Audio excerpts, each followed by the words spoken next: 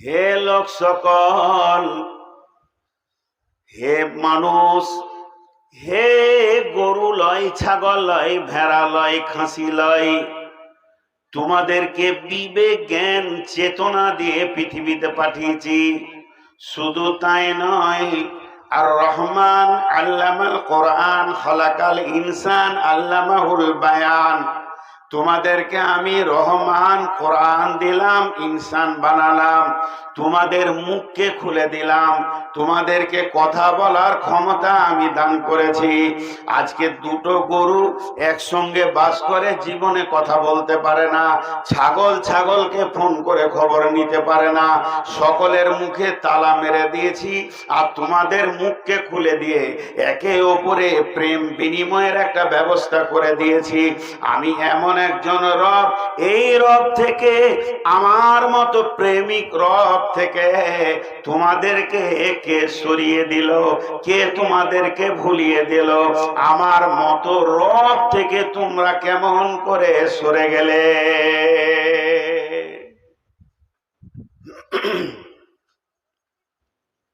মাফ করবেন, একটা খারাপ কথা বলছি। এই আবার চেয়ার যেন দখল না করে, নিচে বসে সব। যদি শরীরে অস্তুত থাকে তো চেয়ারে বসো, তাছাড়া নিচে বসো। লোকগুলোকে বসালাম, আবার এসে গুলোকে দখল করছে। ধ্যান দেন আমার দিকে। বক্তাদের অনেক সমস্যা। আজকে একটা সমস্যার কথা আপনাদেরকে বলি, রাগ করিয়ে না, আগে হাত দুটা ধরে লিছি। রাস্তাঘাটে আমি চলি, গাড়িটা কোথাও দাঁড়াই, আজকে যেমন রতনপুরে মসজিদের সামনে দাঁড়িয়ে মাগরিব পড়লাম, এশা পড়লাম, এরকম পশ্চিমবঙ্গ দৌড়তে দৌড়তে কোথাও দাঁড়াতে হয়। কিছু লোক চিনে, দৌড়ে এসে বলে, মৌলানা এক কাপ চা খা। আমি খাই না। বলবে কেন? অহংকার? না, চা খাওয়া আমাদের মতো লোকের জন্য খুব বিপদ। তার কারণ জানেন? কারো যদি এক কাপ চা কোনোদিন খেয়ে নিয়েছি, তার বিপদ অনেক দেখেছি। বিপদটা কি? প্রথমেই সালাম দেবে অন্য কোনো জালসায়, মৌলানা চিনতে পারলেন না, সেই চা খাইছিলাম, বাস ভিতরটা জ্বলে যাবে। তুই এক কাপ চা খেয়েছিস, আরে মনে রাখা কঠিন। কেউ আবার বলে চা খাওয়ার সময় শালা খুব খায়, এখন আবার বলছে চিনছি না। মানুষ চিনা কঠিন। এই জন্য এই নূর মোহাম্মদ কারো কাছে চা খায় না রাস্তাঘাটে। বলে তুই রাখ রে বাবা, কমিটি জালসাই এসেছিও খাওয়ালে। আবার কমিটিতে যদি কেউ দাঁড়িয়ে থেকে বসে খাওয়ায়, ও আবার অন্য জালসাই যে দাবি করবে, ওই যে বয়ারে এসেছিলেন আমি ভাত খাওয়ালাম, লে বাপ কোন ঠেলা! একে কোরআন হাদিস মনে রাখবো না কে কে খাওয়াইছে ওগুলো মনে রাখবো? বড় জ্বালা। তা আমি এটা উদাহরণ দিচ্ছি, মাথাতে এটা রাখেন। এক কাপ চা খাইয়েছে, তাই ওকে আমাকে মনে রাখতে হবে। আর আমি যদি মনে না রাখি, তো সমাজে আমি একটা কলঙ্ক মানুষ। বয়ার এসছি আজকে জালসা করতে, কোনো ভাই আদর করে তার বাড়িতে নিয়ে গিয়ে মাছ, মাংস, সবজি দিয়ে পেট ভরে ভাত খাইয়ে, দই মিষ্টি খাইয়ে, কোল্ড ড্রিঙ্কস খাইয়ে আমাকে আজকে প্লিজ করে দিল। সে মনে মনে রেখেছে হুজুরের বাড়ি তো পুবার, বর্ধমান পুবার। ও বিচারা কোনো কাজে পুবার গেছে, খালি খুঁজছে, দেখতে পেলে ভালো হয়। আমি ওকে দেখতে পেয়েছি। দেখার পরে ও মসজিদে জোহরের নামাজটা পড়লাম, আর ওকে সাইড করে বেরিয়ে চলে গেলাম, না সালাম দিলাম না ওকে কথা বললাম। ওই লোকটা কি বলবে? আপনারা বলেন কি বলবে? আপনাদের মুখে ব্রেনে ঢুকে গেছে, সালা বেঈমান, অহংকার হয়ে গেছে। এত খাওয়াইলাম, এত কিছু করলাম, আজকে একটা কথা বললো না, আজকে আমার দিকে তাকালো না, আমাকে একটা জিজ্ঞেস করলো না। এতগুলো কথা বলবে। তর্কের খাতিরে আপনাদেরকে একটু নোংরা লাগবে, তাও বুঝানোর জন্য কিছু কথা বলতে হয়, তাই বলছি। আমি একবার বলবো, ওটা আমার মনের কথা নয়, এটা তর্কের খাতিরে বলছি। তুই ভাই খাইছিস বলে তোকে মনে রাখতে হবে? বাস, এটা আমার নোংরা কথা। তুই ভাত খাইয়েছিস বলে তোকে মনে রাখতে হবে? তুই কি এমন হয়ে গেছিস যে তোকে মনে রাখতে হবে আমাকে? কথাটা খারাপ, তাও বললাম। এবার বলেন আল্লাহ কি বলছেন? আল্লাযী খালাকাকা ফাসাওয়াকা ফাআদালাক ফি আইয়ি সূরাতিন মা শাআ রাক্কাবাক। এটা আল্লাহর আফসোসের কথা। মানুষ রে, তোকে আমি স্তর বাই স্তর বানালাম। একবারে হাঁটু থেকে, গোড়ালি থেকে, পায়ের আঙুল থেকে, পায়ের পাতা থেকে, নাড়ি ভুঁড়ি নিচে দিলাম, কলিজাগুলো ওপরে দিলাম, ফ্যাঁপসাটাকে ওপরে দিলাম, হাড়ের প্রোটেকশন করে দিলাম যেন ক্ষতি না হয়। তোকে এত সুন্দর করে আমি বানালাম। কিডনি দুটা তোর পেছনে, হাড়ের পেছনে দিয়ে দিলাম, নাড়ি ভুঁড়িগুলো এখানে থাকলো।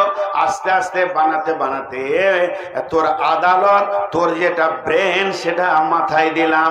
এই যে স্তর দিয়ে কে বানালো বল? আমি আল্লাহ তোকে বানিয়েছি। এবারে একটা একটা পার্টসের দামগুলো তুই একবার জেনে আসবি। আমার তোর পেছনে কত টাকা খরচা হয়েছে, কিডনির কত দাম, হাড়ের ফার্নিচারটা কত দাম, রগগুলো যে দিয়েছি, হাজার হাজার রগ তোর ধরছে, এগুলো কত দাম। হৃৎপিণ্ডটা দিয়েছি, তুই যেদিন থেকে জন্ম নিয়েছিস 54 বছর চলছে, দপদপ করে চলছে। নূর মোহাম্মদ রে, এখনো পর্যন্ত এর বিগার ধরেনি। দুটি চোখে 25,000 করে 50,000 আর লেন্স দিয়ে তোকে আমি দেখাচ্ছি। জিভে 1.5 লক্ষ কোষের মাধ্যম দিয়ে তোকে আমি খাওয়াই। শুধু তাই নয়, ফি আই সূরাতিন মা শাআ রাক্কাবাক। ভিতরকার কথা বলার পর এবার বাহ্যিক কথা বলছে। মাথার উপরে চুল দিলাম, ভুরু দিলাম, মোষ দিলাম, চোখের পাতা দিলাম, এইভাবে তোকে সুন্দর করে বাহ্যিক চেহারাটাও বানালাম। মা আমার, বোন আমার, আয়নার সামনে যখন আপনি দাঁড়াবেন, একবার আল্লাহকে বলবেন, হে আল্লাহ, তোমার শুকরিয়া করে শেষ করতে পারবো না। তুমি আমাকে নিজের হাতে তুলি ধরে কত সুন্দর করে বানিয়েছ।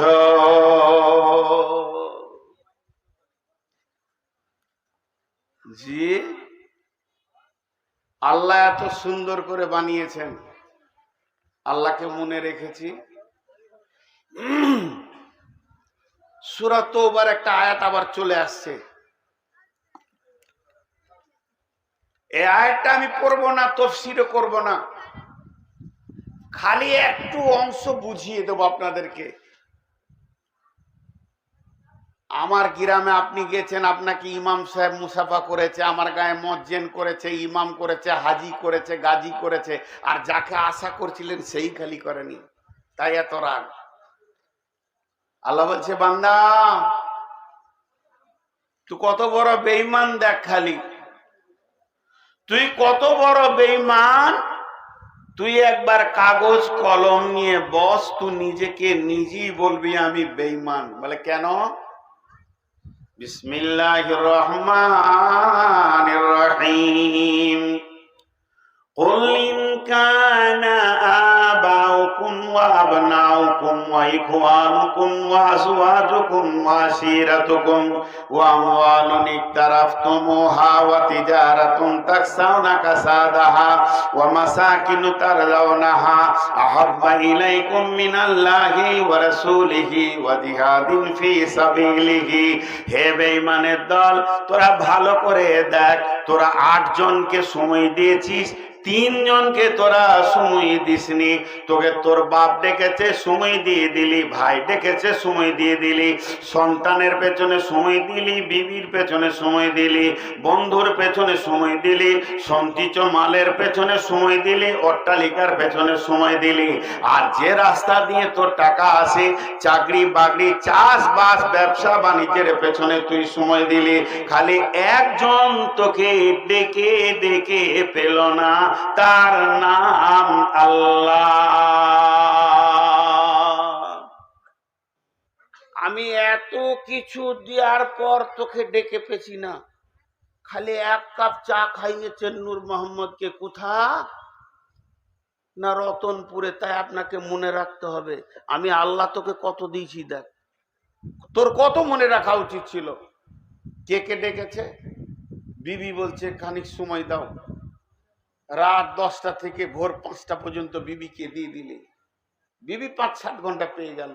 বেটা বলছে আমাকে সময় দাও আব্বা, স্কুলে দিয়ে এলি, নিয়ে এলি, কলেজে দিয়ে এলি, নিয়ে এলি, তার পেছনে টাকা পয়সা খরচা করলি, বাপকে সময় দিলি, তোর বাপ তোকে ডেকে পেয়ে গেল 2-4 ঘন্টা।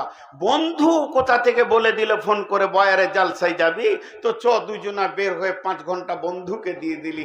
বাপ সময় পেল, বন্ধু সময় পেল, বেটা সময় পেল, বিবি সময় পেল, আর তোর সময় পেল কি নিজের সন্তান, নিজের ভাই সময় পেল, আর সঞ্চিত মাল যে টাকা পয়সা ব্যাংকে রেখেছে সেই সময় পেল, যে ঘরটা বানিয়েছিস মিস্ত্রির পেছনে 10 ঘন্টা সেখানে সময় দিলি সে সময় পেল, আর সময় পেল তোর চাকরি বাবি ব্যবসা বাণিজ্য।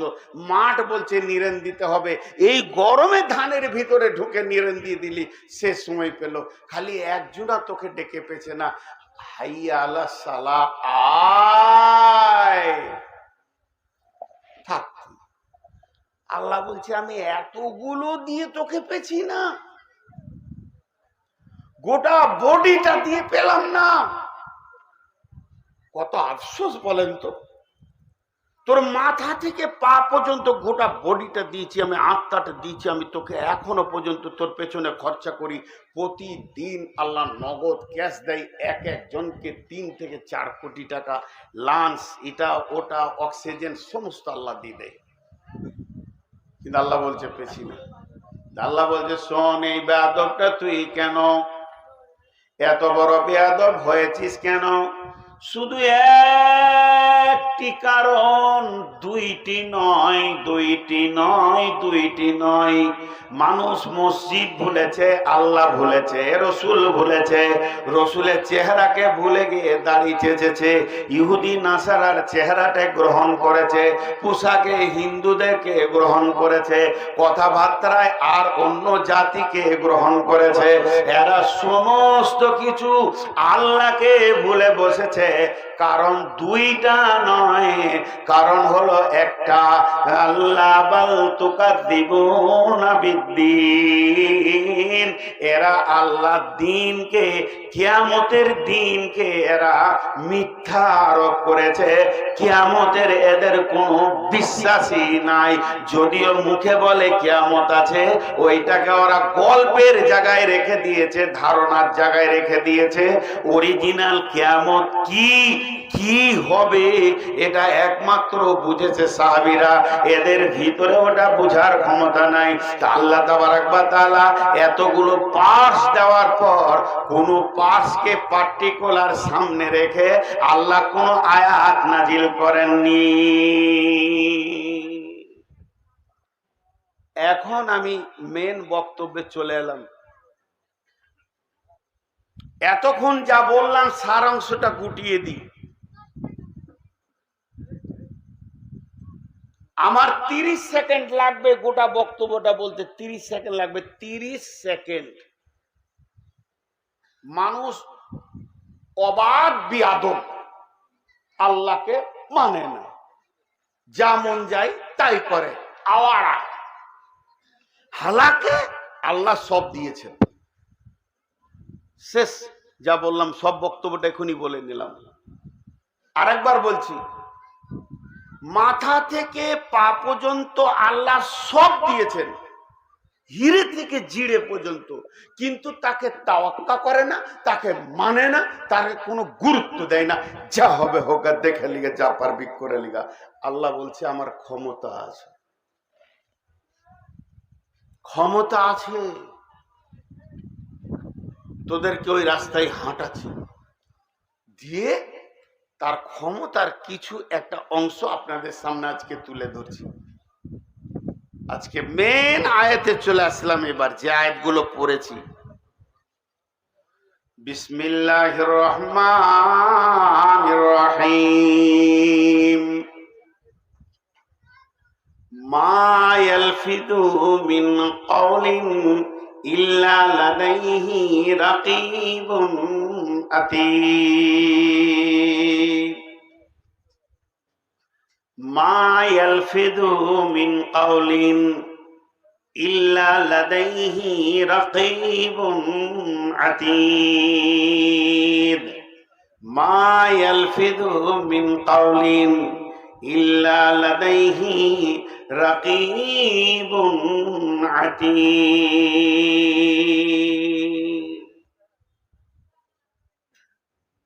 চেয়ারে বসে যে বক্তব্য রাখছে বেঈমান। এই আয়াতটা 3 বার পড়লাম। যদি আমার ভিতরে স্বচ্ছ পরিষ্কার ঈমান থাকতো তো আমি বেহুশ হয়ে যেতাম আর হুঁশে থাকতাম না। আপনি ব্যাংকে চলে যান, যে ব্যাংকের ম্যানেজারকে বলেন 2025 সালে জানুয়ারি মাসের 3 তারিখ থেকে 2026 সালে জানুয়ারি মাসের 2 তারিখ পর্যন্ত আমি কত লেনদেন করেছি, আমাকে স্টেটমেন্ট দেন। এমনি করে সুইচ মারবে, ডেটটা দিয়ে দিবে, সুইচ দিয়ে দেবে, কটকট কটকট কটকট করে বেরিয়ে যাবে। কাগজ ধরে নেবেন, কখন কোন তারিখে কটায় কত টাকা ঢুকেছে, কত টাকা বেরিয়েছে, কত টাকা ঢুকেছে, কত টাকা বেরিয়েছে, গোটা বছরের 365 দিনের হিসাব দিয়ে দিবে। যদি শব্দ ব্যবহার করছি, যদি আমরা আল্লাহকে বলি, আল্লাহ কিয়ামতের দিনে আমি পৃথিবী কত সেকেন্ড দেখেছি 2 চোখে, যেদিন থেকে আমার চোখ খুলেছে, যেদিন আমার বন্ধ হয়েছে, কিংবা যতক্ষণ আমি ঘুমিয়েছি দেখি নাই, এগুলো বাদ দিয়ে কত সেকেন্ড দেখেছি। আল্লাহ হিসাব দিতে 1 সেকেন্ড লাগবে না, আপনার বলতে সময় লাগবে, আল্লাহ দিয়ে দেবে হিসাব। আমি যদি আল্লাহকে বলি, আল্লাহ আমার এই 2টো পা পৃথিবীর মাটিতে কবার ছুঁয়েছে, কত কদম হেঁটেছি, আল্লাহ দিয়ে দিতে পারবে। আমি যদি বলি আমার এই নাক কটা নিঃশ্বাস নিয়েছে আর কতগুলো অক্সিজেনকে কার্বন ডাই অক্সাইড করে ছেড়েছে, আল্লাহ দিয়ে দিতে পারবেন। যদি আমার বলি যে আমার হাতগুলো কতক্ষণ কাজ করেছে, আল্লাহ হিসাব দিয়ে দিতে পারবেন। যদি বলে আমার কান কত সেকেন্ড শুনেছে, আল্লাহ হিসাব দিতে পারবেন পারবেন পারবেন পারবেন পারবেন পারবেন। কথা শেষ। কিন্তু গোটা কোরআনের ভিতরে কান, চোখ, হাত, পা, এক কথাই আল্লাহ হিসাব দিতে পারবেন, শেষ। কিন্তু পার্টিকুলার কোনো আয়াত আসেনি, কিন্তু একটা পার্শ্বের উপরে আয়াত এসছে, তার নাম হলো জীব। তার নাম জীব, তার নাম জীব। আল্লাহ কি বলছেন সূরা কফের ভিতরে, এবার তরজমাটা করছি। মা ইয়ালফিযু মিন কাওলিন ইল্লা লাদাইহি রাকীবুন আতীদ। হে গোলামের দল, তোমার জবান এমন একটা শব্দ ব্যবহার করে না যে শব্দটা আমার কাছে আমার সংরক্ষণকারী সংরক্ষণ করে না। তুমি যে শব্দ ব্যবহার করো সঙ্গে সঙ্গে সংরক্ষণ হয়ে যায়, লিখিত হয়ে যায়, লিপিবদ্ধ হয়ে যায়। কিরামান কাতিবিন, সম্মানীয় লেখক আছে, তারা সেটাকে নোট করে নেয়। আল্লাহ কোনো আয়াতে বলেনি যে তুই য কদম চলিস লিখিত হয়ে যায়, যটা শ্বাস লিস লিখিত হয়ে যায়, যটা নজর দেখিস লিখিত হয়ে যায়। এত না বলে শুধু জীবটাকে ধরেছে। জীব আল্লাহ এই আঙ্গুলটা দিয়েছে, দেখেন সবাই হাত দিয়ে, এর ভিতরে হাড় দিয়েছে, শেষটাতে হাড় দেয়নি, তা খানিকটা নখ দিয়ে এটাকে ফোল্ডিং করেছে। এটা শক্ত, ভালো শক্ত আছে। কাউকে যদি এরকম মারি তো আর বুকের হাড় ফাটিয়ে দেবো। আপনি যদি আমাকে মারেন তো আমার বুকের হাড় ফেটে যাবে। সামান্য সরু সরু আঙ্গুলে হাড় দিয়ে মজবুত করেছে, কিন্তু জিভটাতে একটা হাড়ও দেয়নি গো, এত নরম। টিপে দেখেন, গোটা শরীরের মাংসগুলো হাত দেন, সারা শরীরে যত মাংস আছে জীবের মতো নরম মাংস কোথাও নাই। 1.5 লক্ষ কোষ দিয়ে তৈরি করেছে আল্লাহ। দিয়ে এই জিভটার দিকে আঙুল তুলে বলছে ওটা হিলবে তো আমার কলম চলবে। তুই খালি হিলা, রাস্তায় যেতে যেতে তোর পায়ে টক্কর লেগেছে, উফ লিখে দিলে, উফ করেছিস একবার। তোর জিভ হিলবে, আমার কলম চলবে। তোর জিভের জন্য আমার ভালো স্পেশাল লোক রেখে দিয়েছি। হাই আল্লাহ, আল্লাহ এই জীবকে এত কেন আপনি গ্রেফতার করছেন? জীবের প্রতি আপনার এত তীক্ষ্ণ দৃষ্টি কেন? বলছে শোন, তোর হাতের আঙুলে হাড় আছে, কারো বুকে মারিস তো ওর হাড় ফেটে যাবে। জিভে হাড় নাই, কিন্তু জিভ দিয়ে কলজে ফাটানো হবে। জিভ এত জায়গা ভিতরে ঢুকবে যে কলজে ফাটিয়ে দেবে। জিভ কন্ট্রোল কর। আমি জীবের ব্যাপারে খুব সূক্ষ্মদর্শী ভাইরা আমার। তাই একজন দার্শনিক বলছেন, এই মুখটা হলো দুই রকম। মুখটাকে তুমি ডাস্টবিন মনে করো কিংবা ফুলদানি মনে করো। শেখ সাদি আলাইহি রাহমা বলছেন, যদি তুমি মিষ্টি মিষ্টি কথা বলো, যদি তুমি ভালো কথা বলো, কাউলুন মারিফুন সাদকাতুন, ভালো কথা বলবে সাদকার মতো নেকি হবে। এখন আমি কথা বলছি সাদকার মতো নেকি হচ্ছে। কোরআনে আল্লাহ তাবারাক ওয়া তাআলা বলছেন, কালিমাতিন তাইয়্যিবাতিন কাসাজারাতিন তাইয়্যিবাতিন, কালিমাতিন খাবিসাতিন কাসাজারাতিন খাবিসাতিন। যদি কেউ ভালো কথা বলে, সে একটা ভালো গাছ লাগিয়ে দিল, আর সাজারাতিন তাইয়্যিবাতিন, ভালো গাছ লাগিয়ে দিল। যে খারাপ কথা বলবে, সে একটা খারাপ গাছ লাগিয়ে দেবে। আপনি এখানে একটা আঙ্গুরের গাছ লাগালেন, আমের গাছ লাগালেন, আর একটা এখানে নিমের গাছ লাগালেন, কালমেঘের গাছ লাগালেন। এর যত ফল হবে তেতো হবে, ওই ফল থেকে আবার গাছ হবে, আবার গাছ হতে হতে জায়গাটা জঙ্গল হয়ে ভর্তি হয়ে যাবে। সমস্ত গাছ তেতো হবে, কোনোটা মিষ্টি হবে না। আর এই ফলগুলো মিষ্টি, যত পড়বে তত ফল হবে, ফল থেকে গাছ হবে, গাছ থেকে মিষ্টি হবে। অতএব তুমি জীবনে ভালো কথা বলো, ভালো কথা বললে সমাজে তোমার ভালো নাম হবে, আল্লাহর কাছে খাতাটা তোমার ভালো থেকে যাবে। সবুজ কালিতে লেখা হবে, কালো কালিতে লেখা হবে না, লাল কালিতে লেখা হবে না। জিন্দেগিতে তুমি জবানকে ভালো ব্যবহার করেছো, এর ব্যাপারে তোমার প্রমাণ হয়ে যাবে। তাহলে তুমি নেকি পাবে। খাজারা কালেমাতের কাউলুন মারিফুন কাসাদাকাতুন। বিশ্বনবী বলছেন, ভালো কথা বলবে তো একটা একটা ভাষা থেকে তুমি সাদকার নেকি পাবে। একটা খাসি সাদকা করা, গরু সাদকা করা, মসজিদ বানিয়ে দেওয়া, সাদাকাতে জারিয়া করা, যেমন সাদকার নেকি আছে, তোমার প্রত্যেকটি কথায় কথায় ওই রকম নেকি আছে। অতএব তুমি ভালো কথা বলবে, সমাজে তোমার নেকি হতে থাকবে।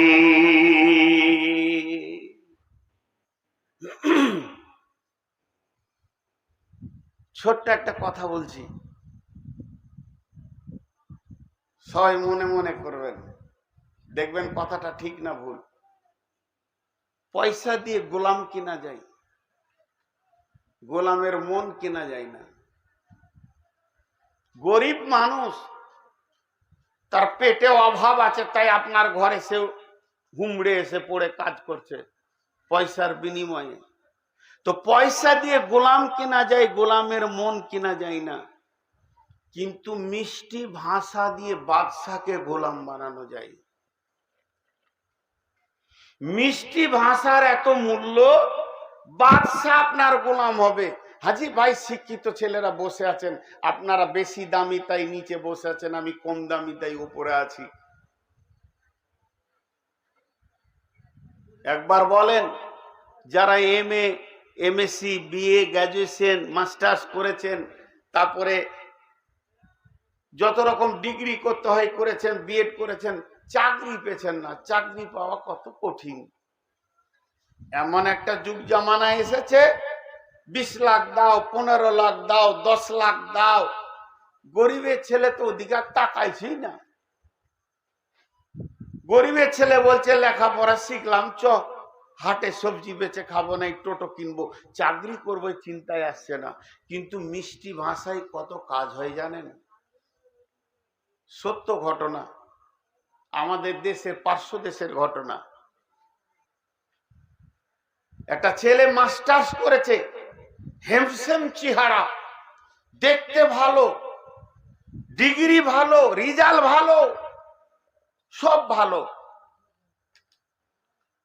কিন্তু ভালো নাই একটা, গরিব। একদিন খেতে পাই, একদিন পাই না, সকালে ভাত পেলে বিকালে মুড়ি খেতে হয়, এত গরিব। বাপ মারা গেছে, মা অসুস্থ, বাড়িতে বোন আছে, বিয়ে দিতে হবে, আর মাস্টার্স করেছে ছেলেটা, কত বিবেকে ধাক্কা লাগে। এইরকম একটা ছেলে আর কাজ খুঁজে পেয়েছে না, হাই রোডের ধারে একটা হোটেলে থালা ধোয়ার কাজে লেগেছে, থালা ধোয়ার কাজে লেগেছে। হোটেলে মাতাল, চোর, লম্পট, ডাকাবাজ, লুচ্চা, গুন্ডা, মাফিয়া খাবে, আর ওই থালাটা তুলবে, আর ওই শিক্ষিত ছেলে হাত দিয়ে ধুবে, ধুয়ে আবার দিবে, পানি লাই, হুকুম। কিন্তু শিক্ষার একটা মূল্য আছে। রাত 12টায় লাইন হোটেলে কাজ করছে, থালা খাবার দিচ্ছে, কাটছে। একজন বিখ্যাত লোক, যার হাতে সরকারের চাকরি, বাংলার কথা বলছি, পূর্ব দেশের, সে অনেক রাত্রিতে সফর করছিল, হোটেলে উঠেছে, একটু টিফিন করবে। ছেলেটা যখন খাবার দিয়েছে, চেহারাটা দেখে তো বড় লোকের ছেলে মনে হচ্ছে। কিরে বাবা, তোমার বাড়ি কোথায়? স্যার আমার বাড়ি সিরাজগঞ্জে। কি করো তুমি? সেই হোটেলে কাজ করি, আজকে নাইটে ডিউটি আছে। পড়াশোনা করেছো? তোমাকে তো দেখে শিক্ষিত মনে হচ্ছে। শিক্ষিতের একটা ধরন থাকবে, খাবারটা পরিবেশন করা, পানি ঢেলে দেওয়া, এতে ও অনেক মুগ্ধ হয়ে গেছে। বলছে স্যার আমি মাস্টার্স করেছি। ও, সার্টিফিকেট দেখাতে পারবে? মোবাইলে ছবি দেখিয়েছি, অরিজিনাল বল বাড়িতে আছে। আচ্ছা ঠিক আছে, তুমি এক কাজ করো, কালকে আমাকে ঢাকায় দেখা করিও। একটু ভাষা মিষ্টি, ভাষা, জীবের ভাষাতে চাকরি হয়ে গেল তার। 60,000 টাকা বেতনের চাকরি হয়েছিল, 3,000 টাকায় থালা ধুছিল, 60,000 টাকার চাকরি হলো। মুখের ভাষা, জীব এমন একটা জিনিস, মানুষের কলিজাকে ফেড়ে দুভাগ করে দিতে পারে। জীব এমন একটা জিনিস, চোখের পানিতে অঝরে কাঁদছে সেই লোকটাকে সান্ত্বনা দিয়ে তার বুকের বল বাড়িয়ে দিতে পারে, এর নাম জীব। এই জন্য আল্লাহ বলছেন, আল্লাহ এ কথা বলার কারণ, গোলাম তোমার জীবের সাবধানতা অবলম্বন করে এ কথা বলেননি, বরং আল্লাহ আরো গভীর কথা বলে দিলেন, গোলাম রে, তোমার জীবনে জীব যতদিন চলবে আমার তীক্ষ্ণ দৃষ্টি সেখানে রয়েছে। অতএব তুমি জীবকে কন্ট্রোল করে ব্যবহার করো, জীবকে অপব্যবহার করিও না, জীবকে তুমি সুন্দরভাবে ব্যবহার করো আর ভালোভাবে ব্যবহার করো। জীবে নোংরা ভাষা বলবে না, নোংরা ভাষা বলাটাও গুনাহ, তোমাকে নোংরা ভাষা বলতে দেওয়া হবে না।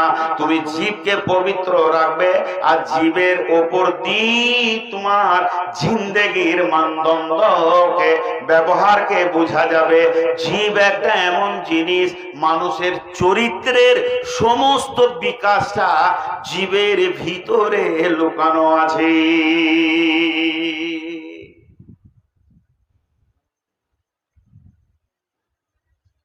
আল্লাহর রাস্তে বলছি, চেহারা চরিত্র দুটো আলাদা জিনিস। চেহারা চরিত্র দুটো আলাদা জিনিস। আর একবার বলছি, যেটা 3 বার বলবো এটা ভাববেন যে গুরুত্বপূর্ণ জিনিস আছে। চেহারা আর চরিত্র আলাদা জিনিস।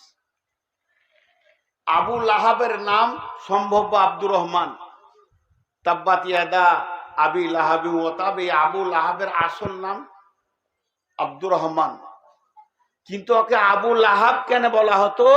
লাহাব বলা হয় অগ্নিশিখা, আগুনকে জ্বালিয়ে দেন, যে লাল টকটকে আগুনের যে লতিটা ওপর দিকে উঠে, যেখানে কিছু লকড়ি টকড়ি থাকে না, এই পর্যন্ত লকড়ি আছে, আগুনটা এত বড় জ্বলছে, লতিটা ওইটা দেখতে এত সুন্দর। তা আবু লাহাব লোকটা ছিল পরিষ্কার সুন্দর চেহারা, তাই ওকে বলা হয়েছিল অগ্নি শিখার বাপ। মানে কত দেখতে সুন্দর ছিল। তাহলে ওর চেহারা ছিল সুন্দর, চরিত্র ছিল কালো আলকাতরার থেকে খারাপ। ওর চেহারাতে মানুষকে প্রভাব করতে পারেনি, ওর চরিত্র নোংরা ছিল বলি যেদিন ও মারা গেছে, ওর লাশ তোলার জন্য কেউ যায় না, ঘৃণাতে যায় না, গা মোটা যায় না, আল্লাহর লানতে যায় না, লাঠি করে খুঁচে খুঁচে ওকে কবরে ফেলেছে। শুধু চেহারা থাকলে হবে না। চলেন হযরতে বেলালের দিকে। বেলাল দেখতে ছিল কালো, নাক মোটা, ঠোঁট মোটা, চোখ গলা বিভৎস, চামড়াটা মনে হচ্ছে আলকাতরা দিয়ে পালিশ করেছে, জুতোর পালিশের মতো, গোটা শরীরটা বিভৎস কালো ছিল, কিন্তু চরিত্র ছিল সুন্দর উজ্জ্বল। বেলালের নামে সারা পৃথিবীর মানুষ আনন্দিত হয়, তাকে বুকে জড়িয়ে নিতে মন যায়। এখন যদি ওই কালো বেলাল একবার এই মহফিলে আসে, আপনারা জালসা ছেড়ে দিয়ে তাকে বুকে জড়িয়ে ধরবেন, বেলাল ভালো আছো, তুমি রসুলের ইমামতির মসজিদ। কেন? চরিত্র আলাদা জিনিস আর চেহারা আলাদা জিনিস। তাহলে চরিত্র ভালো কখন হয়? চরিত্র থাকে জীবের সঙ্গে জড়িয়ে, এগুলো দর্শন তত্ত্ব বলছি। চরিত্র থাকে জীবের সঙ্গে জড়িয়ে, চরিত্র থাকে জীবের সঙ্গে জড়িয়ে। কেমন করে বুঝাবো বুঝতে পারছি না। আমি একটা লুঙ্গি পরে আছি, একটা গেঞ্জি পরে আছি, একটা জামা পরে আছি, আর একটা টুপি পরে আছি, আপনাদের সামনে যে বক্তব্য রাখছি। আপনারা নিয়ত করলেন নূর মোহাম্মদকে বেজ্জতি করব, ন্যাংটা করব। নূর মোহাম্মদকে ন্যাংটা করব, আমার দেহটাকে ন্যাংটা করবেন। সবাই মিলে এসে আমাকে ধরে জামা ছিঁড়ে, লুঙ্গি টাকার যা ছিল গেঞ্জি ছিঁড়ে, টুপি নিয়ে পালিয়ে গেলেন। আমি ন্যাংটা হয়ে গেলাম সমাজে, আমি সমাজে ন্যাংটা হয়ে গেলাম, আমার গায়ে কাপড় নাই, আমি বেজ্জুতি হয়ে গেলাম। আপনারা চাইলেন, আমাকে বেজ্জুতি করে দিলেন, আমি ন্যাংটা হয়ে গেলাম। এটা দেহটা ন্যাংটা হলো, আমার চরিত্র ন্যাংটা হয়নি। আরেকবার বলছি, এটা আমার দেহটা ন্যাংটা হলো, কিন্তু আমার চরিত্র ন্যাংটা হয়নি। কারো যদি চরিত্র ন্যাংটা করতে হয়, তাহলে কাপড় টানতে হবে না, ওর গায়ে আরো দুটো চাদর চড়িয়ে দেন, একটা হাজি রুমাল গলা মাথায় দেন, আরো ভালো ভালো জুব্বা দিয়ে দেন, কিন্তু ওকে একবার রাগিয়ে দেন। কাপড় খুলে গেলে যেমন মানুষ ন্যাংটা হয়ে যায়, জিভ খুলে গেলে চরিত্র ন্যাংটা হয়ে যায়। দেখে মনে হবে সাহেব লোক, যখন ফরফর করে খিস্তি বের হবে মুখ দিয়ে, একবার বড় জুব্বার মাথায় আরবি রুমাল পরে কাঁচা কাঁচা মা বোন তুলে খিস্তি করতে লাগলাম, তখন লোক ঘৃণাতে মুখে হাত দিয়ে আমার কাছ থেকে পালাবে। আমার দেহটা ন্যাংটো হয়েছিল, এত লজ্জার কথা নয়। যেদিন আমার চরিত্রটা ন্যাংটো হয়ে গেল, সেইটা হলো সব থেকে বড় নোংরা। আর চরিত্র কোথা লুকিয়ে থাকে? জীবের নিচে। এই জন্য জীবকে আল্লাহ কন্ট্রোল করতে বলছেন, জীবকে কন্ট্রোল করতে বলছেন, জীবকে কন্ট্রোল করতে বলছেন। মানুষ সারা জীবনে টোটাল 4 রকম কথা বলে। এটা একটা দর্শন তত্ত্ব দিচ্ছি, তারপরে দ্বিতীয় আয়াতে যাব। এটার পর মানুষ সারা জীবনে 4 রকম কথা বলে। আপনারা 5 রকম বের করতে পারবেন না, আমি একবার গুনিয়ে দিচ্ছি। ভালো কথা, খারাপ কথা, ভালো কথা, খারাপ কথা, প্রয়োজনীয় কথা, অপ্রয়োজনীয় কথা। 4টা কথা বলে। কোরআনের আয়াত আছে, কোরআনের আয়াত আছে, আয়াত দিব আপনাদের সামনে।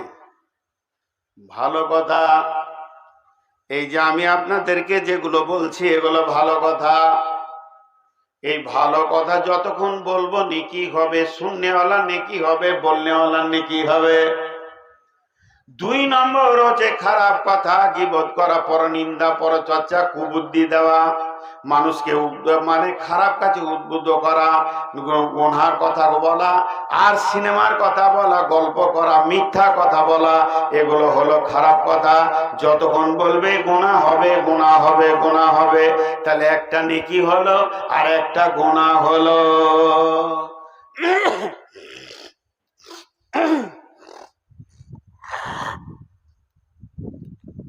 পোকা ঢুকিয়েছে গো, জীবনে যে কত পোকা খেলাম। ভালো কথা আর খারাপ কথাটা বুঝে নিলেন। এখন বলছি কিংবা আপনার মা আপনাকে আব্বা বলছে বাবা নামাজ পড়ো, রোজা রাখো, আপনিও বন্ধুকে বলছেন নামাজ পড়ো, রোজা রাখো, এটা ভালো কথা। আবার খারাপ কথা, গালি দেওয়া, গান করা, দুটো হলো। 3 নম্বর প্রয়োজনীয় কথা, স্বামী স্ত্রী কথা চলছে, হঠাৎ বিবি বলল আপনি বাজারে যান, পটল আনেন, বেগুন আনেন, আলু আনেন, পেঁয়াজ নাই নিয়ে আসেন। আপনি ছেলেকে বললেন বাবা তুমি ব্যাগটা নিয়ে চলে যাও, এই কাজগুলো মালগুলো নিয়ে এসো। আর একজনকে বললে বাবা তুমি ধানগুলোকে দেখো। এই যে কথা, প্রয়োজনীয় কথা, যখন মানুষের প্রয়োজন হলে বাপ বেটা বন্ধু বান্ধব কথা বলে। আপনি দোকানে কথা বলছেন, খরিদ্দারের সঙ্গে কি নেবে বলো, কি দিবে বলো, এত টাকা দাম, এতটা দেন, এই পরিমাণ নিব, এইটা নিব, ওইটা নিব, এত হলো।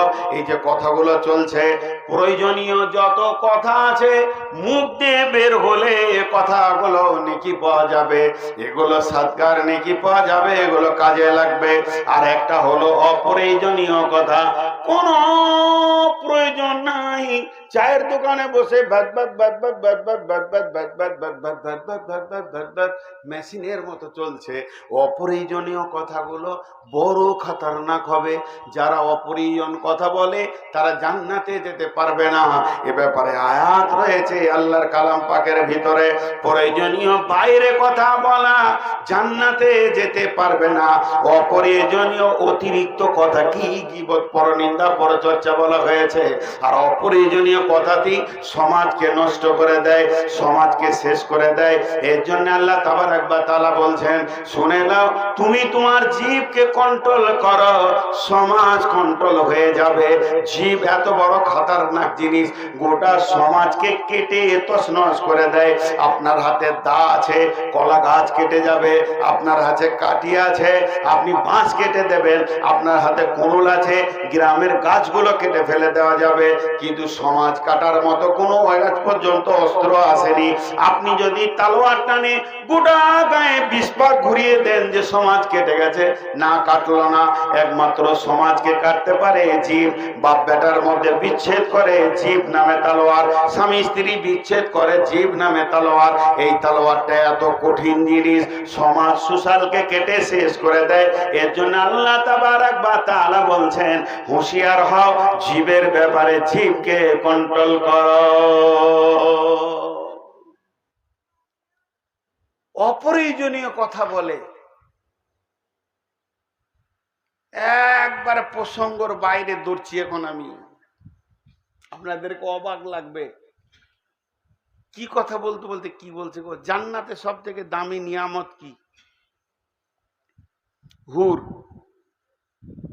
কেউ বলবে না হুর লয় ভালো ভালো খাবার, রেশমের পোশাক, সারাবান তহুরা, কত জিনিস জান্নাতে ঢের লেগে আছে।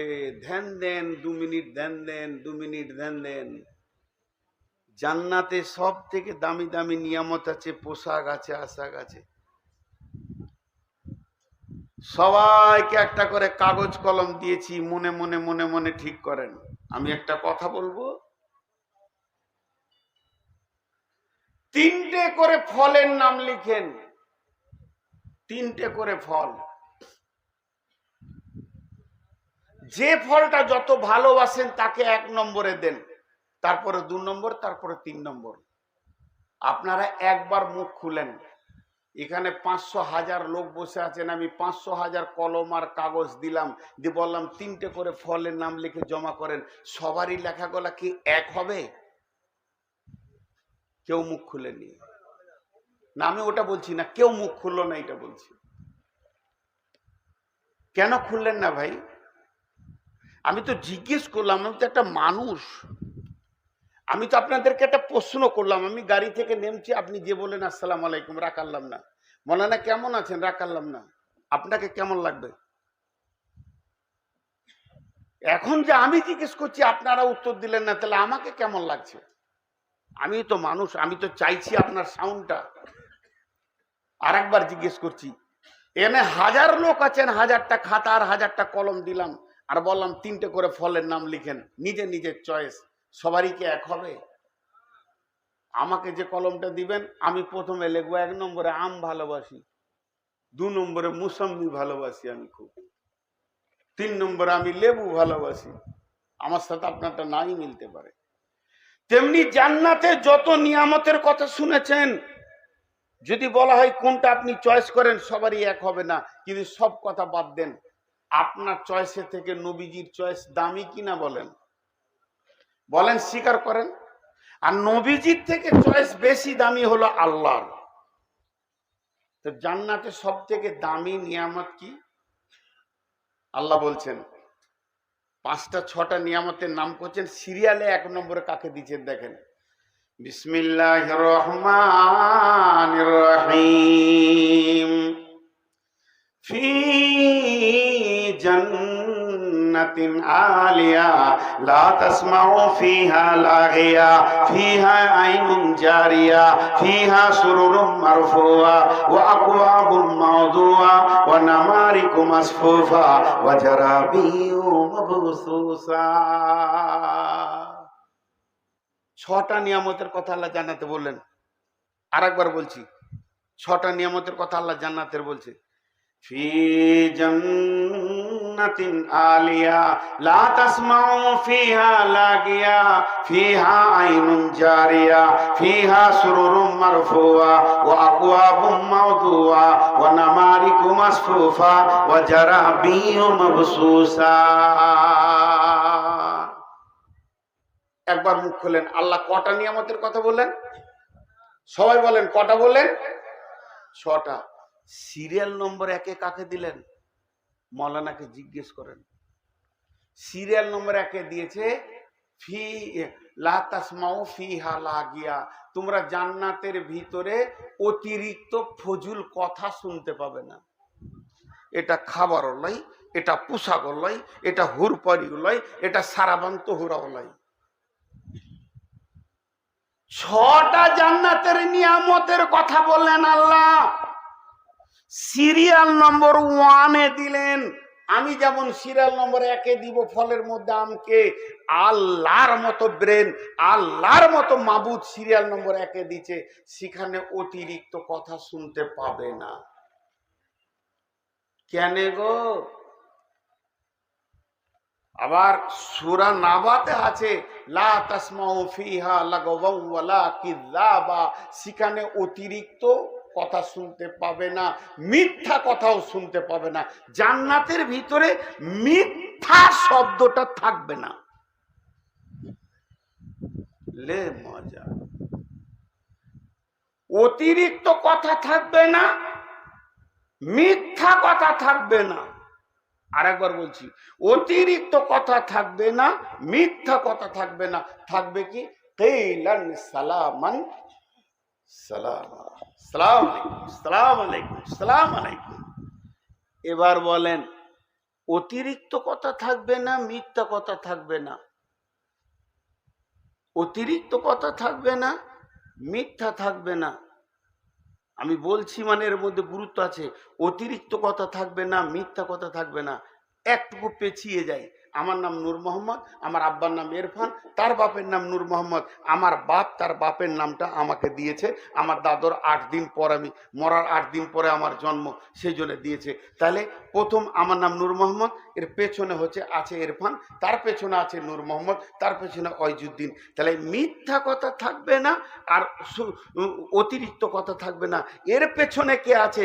মিথ্যা আর অতিরিক্ত কথা এর বাপকে, এর বাপ হচ্ছে মিথ্যুক, এর বাপ হচ্ছে ফজুল বকনেওয়ালা। তার মানে কি ফজুল বকনেওয়ালাই তো জান্নাতে যাবে না, মিথ্যুকই তো জান্নাতে যাবে না, তা মিথ্যা থাকবে কেমন করে? এবার ছেড়ে দেবো ভাই।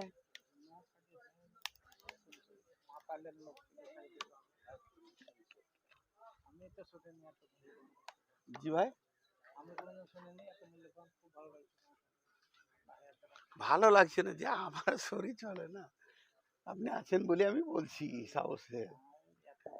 দে রে বাপ, আপনাদের বিরক্ত লাগছে নাকি? উঠে যাবে নাকি গো? শেষ করে দি। হ্যাঁ, একটা 12টা বলবো, আমার দিল কত বড়, আপনার দিল ছোট। দে রে বাবা। এবার আমি একটা কথা বলছি, একটা উদাহরণ দিব। উদাহরণটা খুব মন দিয়ে শুনলে বুঝে নিবেন যে মিথ্যুক যারা আর যারা চায়ের দোকানে বসে অতিরিক্ত কথা বলে তাদের জিন্দেগির শেষ পরিণতিটা বুঝে নেবেন, শেষ পরিণতি বুঝে নেবেন। আগে একটা খ্রিস্টান দার্শনিকদের কথা বলি, নাম ডেল কার্নেগি, বড় বড় কথা বলে। এর একটা কথা বলি, এই কথাটা একটু ধ্যান দেন, তাহলে মিথ্যুক আর অতিরিক্ত ভেদ ভেদে লোক এরা দুজনা কি অবস্থায় থাকবে। বেশি বকতে হয় না, খামকা বেশি বকতে হয় না। চলেন একটু পেছিয়ে যাই।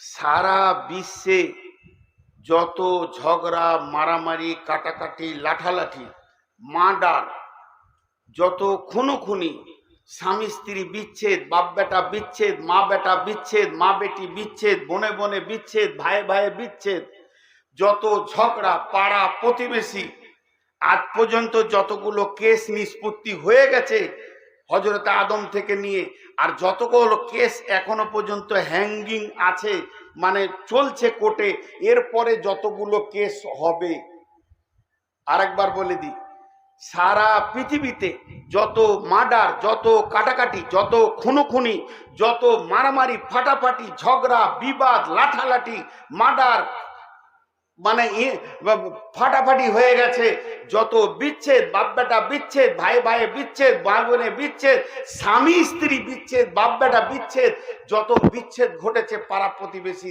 সারা পৃথিবীতে যত কেস আজ পর্যন্ত নিষ্পত্তি হয়ে গেছে, যত কেস ঝুলছে, পরবর্তী কিয়ামত পর্যন্ত যত কেস হবে, সব একটা বীজ থেকে হবে অতিরিক্ত কথা।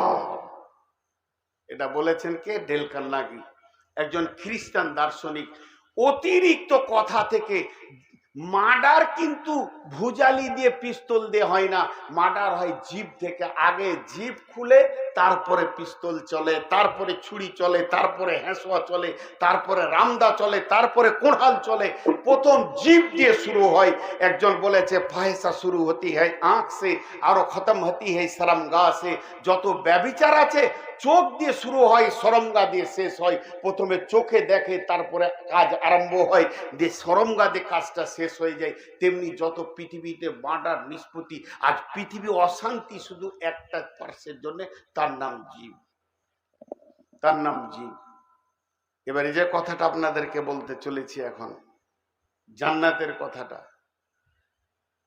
এই বয়ার গ্রামে 25টা ডাকাত বাস করে, ডিস্টার্ব নাই। লুচ্চা বাস করে 50টা, ডিস্টার্ব নাই। তারা পাপি পাপি পাপি পাপি পাপি, কাবিরা গোনা কাবিরা গোনা কাবিরা গোনা কাবিরা গোনা, কিন্তু গাঁও শান্তি হবে না। 20টা চোর বাস করে, গাঁয়ের লোক শান্তিতে থাকবে, সে চুরি করবে, যা করবে করবে, গাঁকে করবে না। রান্ডি বাস করে, বেশ্যা বাস করে 50টা, সমাজ নষ্ট হবে, সব হবে, কিন্তু অশান্তি শুরু হবে না। খালি 20টা লাগবে না, 2টো লাগবে না, 3টে যদি অতিরিক্ত ভেদানি লোক থাকে, গোটা গাঁকে অশান্তি করে দেবে, 50টা মার্ডার করে। জীব এত খতরনাক। এবার যেদিন কিয়ামতের দিন হবে, একটা উদাহরণ দিচ্ছি শুনেন। আজকে এই জালসা চলছে, জালসার উপলক্ষে কমিটি নতুন খাসির মাংস এনেছে। খাসির মাংস প্রত্যেক জনের বাড়িতে এখন আছে 500 500 500 করে 10 কেজি এক জায়গায় জমা করলো, মেহমানদেরকে খাওয়াবো। এই হাঁড়িতে ভরে দিল মাংসটা, তারপরে তেল দিয়ে দিল, আর যখন চুলাতে ওভেনে গ্যাসে চাপিয়ে দিল, ওই মাংসটা রান্না শুরু হয়ে গেল। সর্ষে তেল এসে বলছে ঢুকবো, বাবুর্চিকে জিজ্ঞেস করছে, বলছে ঢুকে যা, তুই ঢুকলে মজা বাড়বে। ঘি বলছে ঢুকবো আমি, ঢোক, পারমিশন দিছে। সূর্যমুখী তেল বলছে ঢুকবো, ঢোক। সয়াবিনের তেল বলছে আমি ঢুকবো হাঁড়ির ভিতরে, ঢোক। সবাইকে পারমিশন দিল, কিন্তু কিরোসিন এসে বলছে আমি 50 গ্রাম ঢুকবো। বাবুর্চি বলছে খবরদার না, ভিতরকার পরিবেশটা নষ্ট হয়ে যাবে। তুই এত ভেদভেদানি মাল, তোকে যদি ওই পরিবেশে ভরে দিই গোটা হাঁড়িটাই নষ্ট হয়ে যাবে।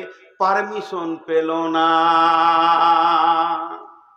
মরিচ বলছে যাব, বলছে তুই চলে যা, মজা বাড়বে। ধুনিয়া বলছে যাব, যা। এবার আবার কিনা জিরে বলছে আমি যাব, বলে চলে যা। হলুদ বলছে আমি যাব, চলে যা। বাবুর্চি সবাইকে ঢুকতে দিল। নিমের পাতা বলছে আমাকে যেতে দাও, বলে তোমাকে ঢুকতে দেওয়া হবে না, সব নষ্ট হয়ে যাবে। ওই জান্নাত যখন হয়ে যাবে, জান্নাতে সমস্ত মানুষ কিয়ামতের ময়দান থেকে দল দল করে যাবে। আল্লাহ বলবে বান্দা যাও, বান্দা যাও, বান্দা যাও, বান্দা যাও। কিন্তু যারা অতিরিক্ত কথা পৃথিবীতে বলে, বিনা কারণে চায়ের দোকানে বসে, যাদের জীব অবাধ ফায়সা কথা বলে, মিথ্যা কথা বলে, ওদেরকে জান্নাতে যেতে দেওয়া হবে না। কারণ ওদের কারণে এই পৃথিবীটা সমস্ত বেকার হয়ে কেস কাচারিতে ভর্তি হয়ে গেছে, এটাকে অশান্তি করে রেখেছে ওরা। আবার যদি ওই গীবত করনেওয়ালা জান্নাতে ঢুকে যায়, সেই জান্নাত তো নষ্ট হয়ে যাবে। তার জন্য আল্লাহ কালাম পাকের মধ্যে বলছেন লা তাসমাউ ফিহা লাগাবুন ওয়ালা কিযাবা, সেখানে মিথ্যা কথা পাবে না, অতিরিক্ত কথা পাবে না। তার মানে অতিরিক্ত কথা বলনেওয়ালা, মিথ্যা বলনেওয়ালাকে আমি জান্নাতে এর পারমিশন দিব না। জীবকে সামালেন, জীবকে সামালেন। জীব বড় খাতারনাক। জীবে যে কত কাজ হয়। শেখ সাদি আলাইহির রহমার একটা কথা বলবো, আগে এই আয়াতটা তরজমা করি। বিসমিল্লাহির রহমানির রহিম। ইয়া আইয়ুহাল্লাযীনা আমানুস্তানিবু কাসীরাম মিনাজ জান্নি। ইয়া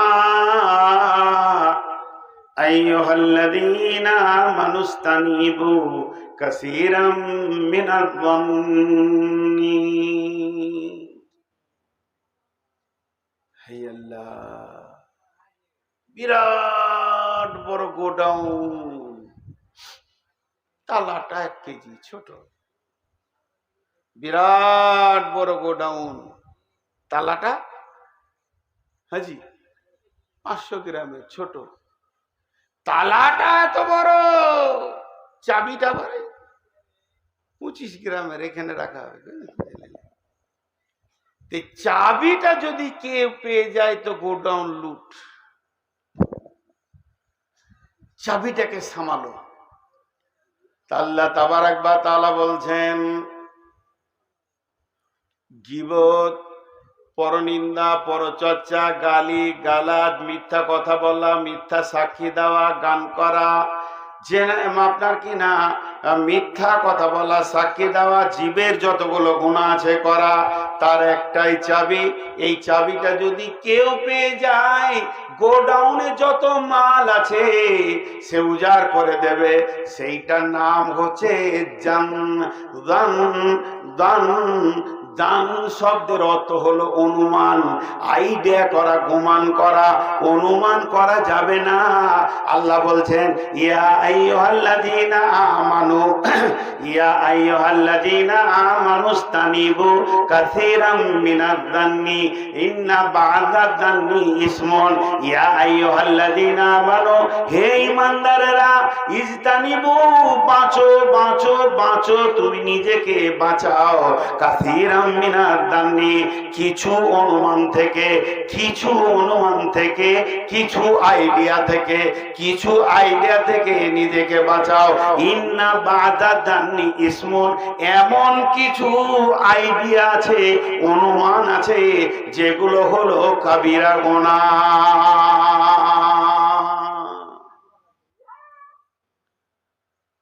কি রে ভাই, পেছনে শিয়াল আছে না মানুষ আছে? দেখো তো কে আছে, বকছে। হ্যাঁ, ওদের হুঁশই নাই।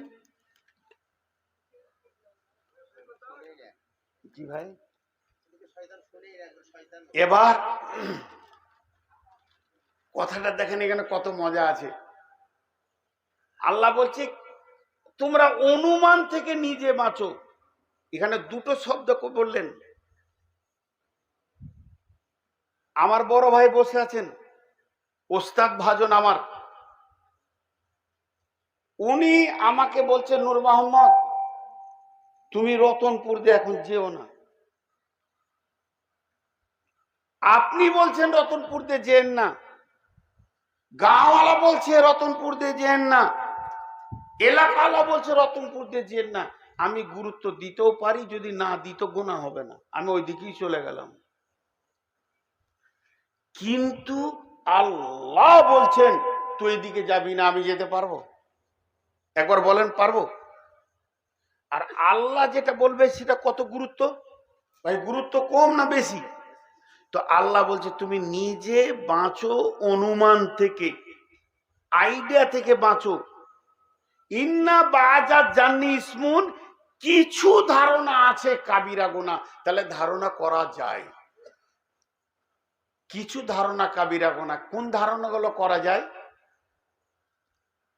এই পানিটা আমার অনুমান আর 50 গ্রাম আছে, গোনা নেই। আমি গাড়ি চালাচ্ছি, আইডিয়া করছি, অনুমান করছি গাড়িটা পেরিয়ে যাবে, গোনা নাই। একটা মাংস করবেন, বড় গরু নিয়ে আসছেন, মৌলানাকে জিজ্ঞেস করেন মৌলানা ক কেজি হতে পারে? এটা 1.5 কুইন্টাল হবে, গোনা নাই। এই আইডিয়া করা করা গোনা নাই। আপনি আমাকে বললেন যে এই যে প্যান্ডেলে এত খরচা কত হতে পারে, তা আমি আইডিয়া করছি, মনে হয় যা দেখছি জালসা দিন রাত করে বেড়াইছি, তো প্যান্ডেলওয়ালা মনে হয় আপনাদের কাছে 20,000 টাকা নিয়েছে। আইডিয়া করে নিয়েছে 30, নিয়েছে 35, নিয়েছে 15, কিন্তু আমার আইডিয়াটা ভুল হলো, গোনা নেই। এগুলো আইডিয়া করা যেতে পারে। একটা চাউলের বস্তা নিয়ে আপনার হাতে দিলাম, কতটা হতে পারে বলেন তো? ও এটা 18 কেজি হবে, গোনা নেই। কিন্তু এমন কিছু ধারণা আছে যেগুলো কাবিরা গুনাহ। ইন্না বাদা জান্নি ইসমুন, ওই ধারণাগুলো যদি কেউ করতে পারে তাহলে তার গীবতের দরজাটা খুলে গেল। আর এত বড় দরজা খুলে যাবে, যত কাবিরা গুনাহ আছে ওই গোডাউনের ভিতরে সে অনর্গল চালিয়ে যাবে, চালিয়ে যাবে। ইন্না বাদা জান্নি ইসমুন, ওই ধারণাটা কেমন? একটা উদাহরণ দিচ্ছি। জালসা শেষ হয়ে গেল, সবাই বাড়ি চলে গেলেন, আমি আছি, আপনাদের ইমাম সাহেব আছে, জালসা কমিটির ওই ছেলে পিলে বলা 7-8 জন এখানে দাঁড়িয়ে আছে। আমার গাড়িটা ড্রাইভার লাগিয়েছে, মুছামুছি করছি, চলে যাব। কিন্তু গাঁওয়ালা বলছে আজকে থাকেন, সকালে যাবেন। ভাবছি থেকে যাই। এই রকম রাত্রি তখন 1টা-1:30 বাজছে, 1টা-1:30 বাজছে, এত রাত। ঠিক একটা 25-30 বছরের যুবক মোটর সাইকেল চালিয়ে, পেছনে একটা 18-22 বছরের যুবতী এইদিকে পেরিয়ে চলে গেল। যেই পেরিয়ে চলে গেল, ফট করে ইমাম সাহেব বলে দিলে মৌলানা দেখছেন যুগ জমানা খারাপ হয়ে গেল, এত রাতে যুবক যুবতী কেন ঘুরবে? মুখ খুলে দিলে ধারণা, এটা আইডিয়া করেছে ইমাম সাহেব। তখন আমি বলে দিলাম ওই লেগি তো জালসাই বলছি ছেলে পিলেদেরকে ঠিক করে রাখো, গার্জেনরা নিজের মেয়েদেরকে ঠিক করে রাখবে না, তা রাত 12টায় মেয়ে ঘুরবে না, তা কি ঘুরবে? আমি বক্তা মানুষ লেকচার মেরে দিলাম। এই কথা বলতে বলতে ওখানে 1 ঘন্টা ধরে চলছে, কার মেয়ে গেল, কে কার সঙ্গে গেছে, আজকে রাতে একটা গেল, এই ঘটনা ঘটলো, ওই ঘটনা ঘটলো। 1.5 ঘন্টা দাঁড়িয়ে দাঁড়িয়ে খালি গীবত করে নিলাম, মসজিদে শুয়ে গেলাম, আজকে যাইনি, আজকে যাইনি। মৌলানা ভাইও শুয়ে গেলেন। সকালবেলায় উঠে ফজরের পর দস্তরখানা বিছিয়ে আমাদেরকে চা দিচ্ছেন, বসে বসে চা খেয়ে এবার বের হব, গাড়িতে উঠবো। তখন একটা মুরব্বী লোক 60-65 বছরের, কাঁদতে কাঁদতে 10,000 টাকা নিয়ে এসে মসজিদের ক্যাশিয়ারকে খুঁজছে। হ্যাঁ গো, মসজিদের ক্যাশিয়ার কে আছে গো? ক্যাশিয়ারের হাতে টাকাটা দিয়ে মৌলানা ভাইকে ডেকে টাকাটা দিয়ে বলছে, এই 10,000 টাকা সাদকা করলাম, আপনারা দোয়া করবেন। এই টাকাটা মসজিদের কাজে লাগিয়ে এলেন কেন? আজকে রাত্রিতে একটা ঘটনা ঘটে গেছে। আমার একটা মাত্র মেয়ে, আমার 4টা বেটা, 4 বেটার একটা মেয়ে। মেয়েটার এখনো আমি বিয়ে দিইনি। মেয়েটার বয়স প্রায় 18-19 বছর হয়ে গেছে, 20 বছর হয়ে গেছে। মেয়েটার বিয়ে দিব, সমস্ত রেডি হয়ে গেছে, ছেলে দেখা হয়ে গেছে, একটা ভালো আলিমের সঙ্গে বিয়ে হবে। আমি বড় আনন্দের মধ্যে আছি। আজকে রাত্রিতে মেয়েটা জালসা শুনতে গেছিল। আজকে আপনাদের জালসা শুনে যখন ও একটা 10-15 বাড়িতে ঢুকেছে, বাড়িতে ঢোকার পর শুবে তার জন্য বাথরুমের দিকে একটু গেছে, আর বাথরুমে পেশাব করে এসে যেই বাড়ির বারান্দার দিকে আসছিল, ওকে একটা বড় সাপে কেটেছে, আর বিষাক্ত সাপে কেটে দিয়েছে। ওই মেয়েটা ওই রাত্রিতে ওর 2 নম্বর ভাইটা বাড়িতে ছিল, বাইকে করে তোকে বহরমপুর হসপিটালে নিয়ে চলে গেছে। এখনো পর্যন্ত খবর ভালো আছে, 3 দিনের আগে ছাড়বে না। আমি সাদকা করলাম, আপনারা দোয়া করবেন যেন আমার মেয়েটি বেঁচে যায়। আমার একটা মেয়ে, বয়স্ক মানুষটা কাঁদছে, হাজি রাতে যে 1 ঘন্টা আলোচনা করেছি, তোরা এবার কি করবি? তোরা এবার কি করবি? ভাই বোনে হসপিটাল গেছে, বোনকে তাড়াতাড়ি হসপিটালে ভরেছে, ভাই পাশেই শুয়ে আছে যে বোনটা আমার চলে গেল নাকি দুনিয়া থেকে।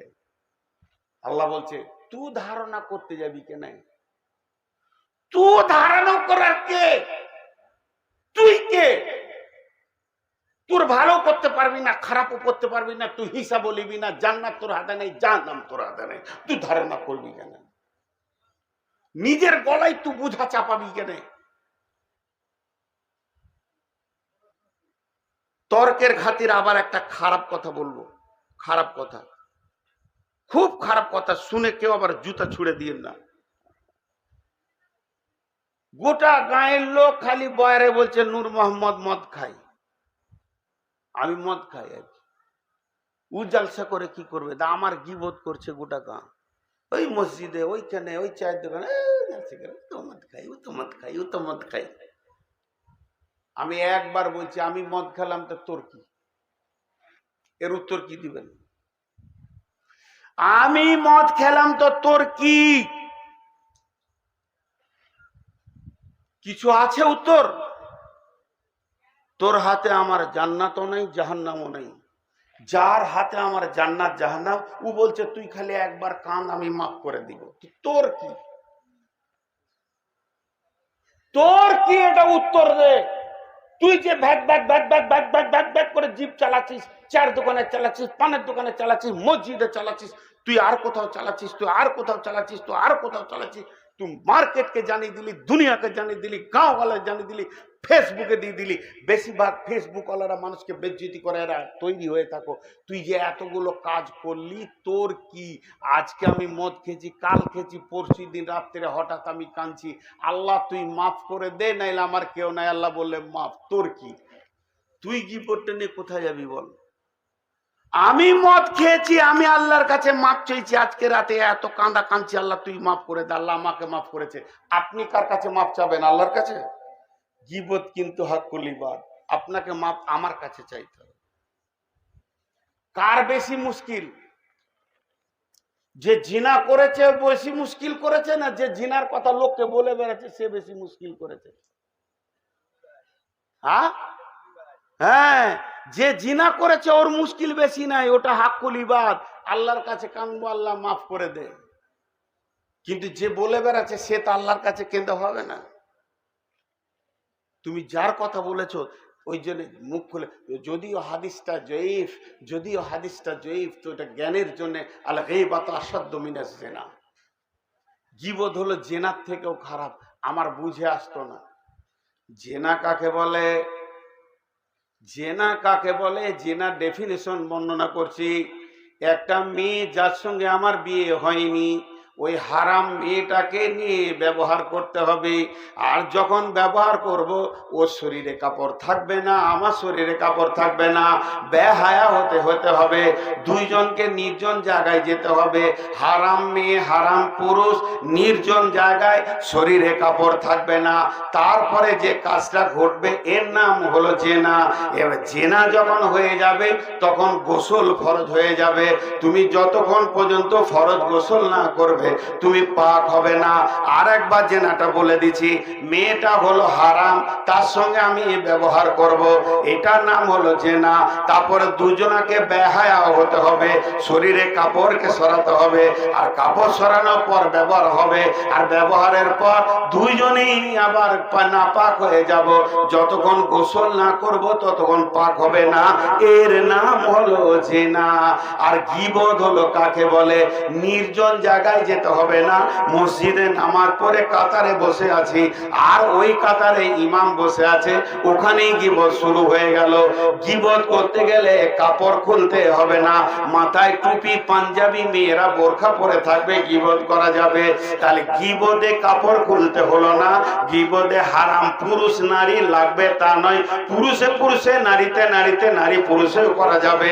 গীবতের জন্য নির্জন জায়গা লাগবে না, পাটের ভুঁয়ে যেতে হবে না, ভুট্টার ভুঁয়ে যেতে হবে না, হোটেলে লজে যেতে হবে না।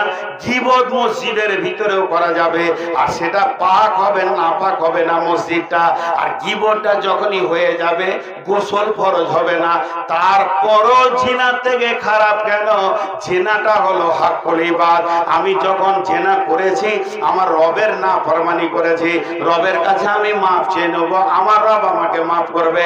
আর গীবত এমন একটা নোংরা জিনিস, আমি করে দিলাম গীবত, নূর মোহাম্মদের বিরুদ্ধে আপনি কথা বলেছেন, এর জন্য আপনি গীবত করেছেন, কিন্তু আপনার মধ্যে সীমাবদ্ধ নাই। আপনি 10 জনকে বলেছেন, ওই 10 জন 100 জনকে বলেছে, ওই 100 জন 1000 জনকে বলেছে, গোটা অঞ্চল পঞ্চায়েত একবারে দেশ জুড়ে হয়ে গেছে। তাহলে তো আপনি একা মাফ চেয়ে নেবেন আমার কাছে, ভাই নূর মোহাম্মদ আমাকে মাফ করে দেন, আপনার বিরুদ্ধে আমি কথা বলেছি, আমিও আপনাকে মাফ করে দিব, মাফ হয়ে গেল। কিন্তু যে এজেন্টটা আপনি ছেড়ে দিয়েছেন, তারা যত গীবত চালাবে ওই গুনাহটা আপনার আমল নামাতে আসবে। এই জন্য আল্লাহ বলছে খুব হুঁশিয়ার, ধারণা করতে যাস না, ধারণা থেকে গীবত শুরু হবে। ইন্না বা'দা জান্নি ইসমুন ওয়ালা তাজাসসু ওয়ালা ইয়াগতাব বা'দুকুম বা'যান। আর তোরা খবরদার তাজাসসুসি করবি না, আর একে অপরে গীবত করবি না। তাজাসসুসি করি না, তাজাসসুস খুব বাজে জিনিস। তাজাসসুস হচ্ছে, তাজাসসুসের আসল শব্দর নাম হচ্ছে কেন। ডিটেকটিভ যারা করে, যারা গোয়েন্দার কাজ করে, তাদের শব্দ হচ্ছে কেন। তুমি এটা করলে কেন, এটা হলো কেন, ওইদিকে গেলে কেন, তখন তুমি ছিলে কেন মার্ডার হওয়ার সময়, তুমি ওইদিকে পার হলে কেন, এই কেন করে খুঁচিয়ে খুঁচিয়ে খুঁচিয়ে খুঁচিয়ে দোষ বের করা, এটাকে বলে তাজাসসুস। তাজাসসুস ওয়ালা ইয়াগতাব বা'দুকুম আলা বা'যিন, তোমরা একে অপরে কেউ কারোকে গীবত করিও না। আইহুব্বু আহাদুকুম আন ইয়াকুলা লাহামান আকিহি মাইতান ফাকারিহতুম, যদি তুমি গীবত করো, তুমি কি চাও একটা মৃত ভাইয়ের মাংসকে খেতে? তুমি যে কয়েকদিন আগে একটা মৃত ব্যক্তিকে দাফন করে এলে, ওই লোকটাকে একবার মাথায় নিয়ে আসেন, আর আমি ওই লোকটার শরীরে চাকু করে মাংসকে কেটে সুন্দর করে প্লেটে দিয়ে নুন দিয়ে আপনাকে দিয়ে দিলাম। যদি তুমি খেতে পারো তাহলে তুমি গীবত করো। ফাকারি তোমো, এত নোংরা কথা আল্লাহ বলেছেন, স্বয়ং আল্লাহ এত নোংরা কথা বলেছেন গীবতকে। এটা আল্লাহ জেনাকে বলে নাই, চুরিকে বলে নাই, মদকে বলে নাই, এটা আল্লাহ গীবতকে বলেছে।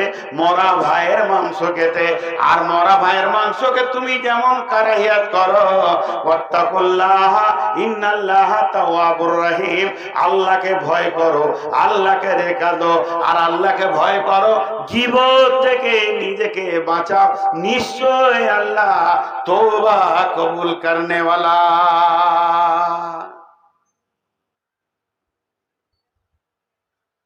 अल्लाह तौबा कबूल करने वाला, रहम करने वाला।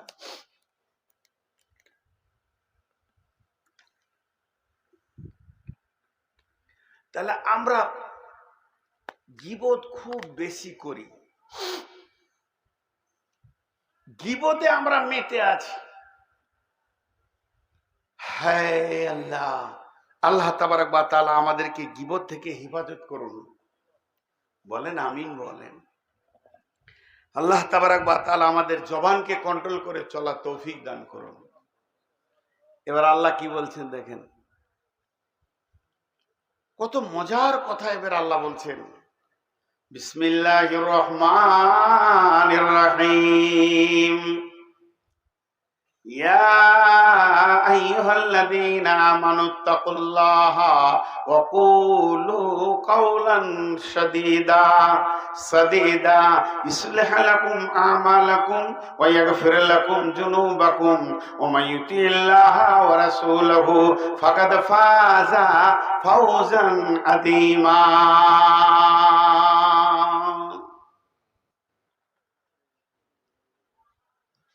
একটুকু মনোযোগ দেন।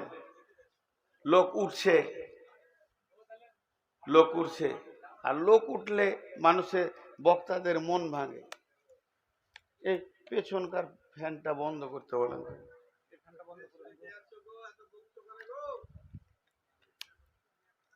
এই ফ্যানটা বন্ধ করো তো। এই আয়াতটা আপনারা শুনেন, জান শান্তি হয়ে যাবে।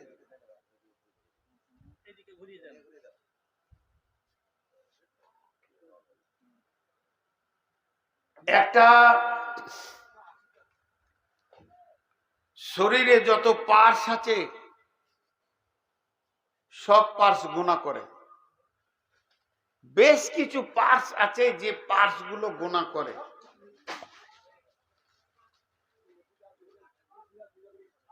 চোখ গুণা করে। আবার কি শুরু করলে রে বাবা?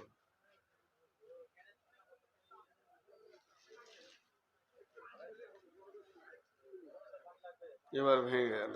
আপনারা এই মুহূর্তে বিচলিত হবেন না, যে কাজই করছেন আস্তে আস্তে ধীরে সুস্থ করুন, বক্তা ডিস্টার্ব হচ্ছে।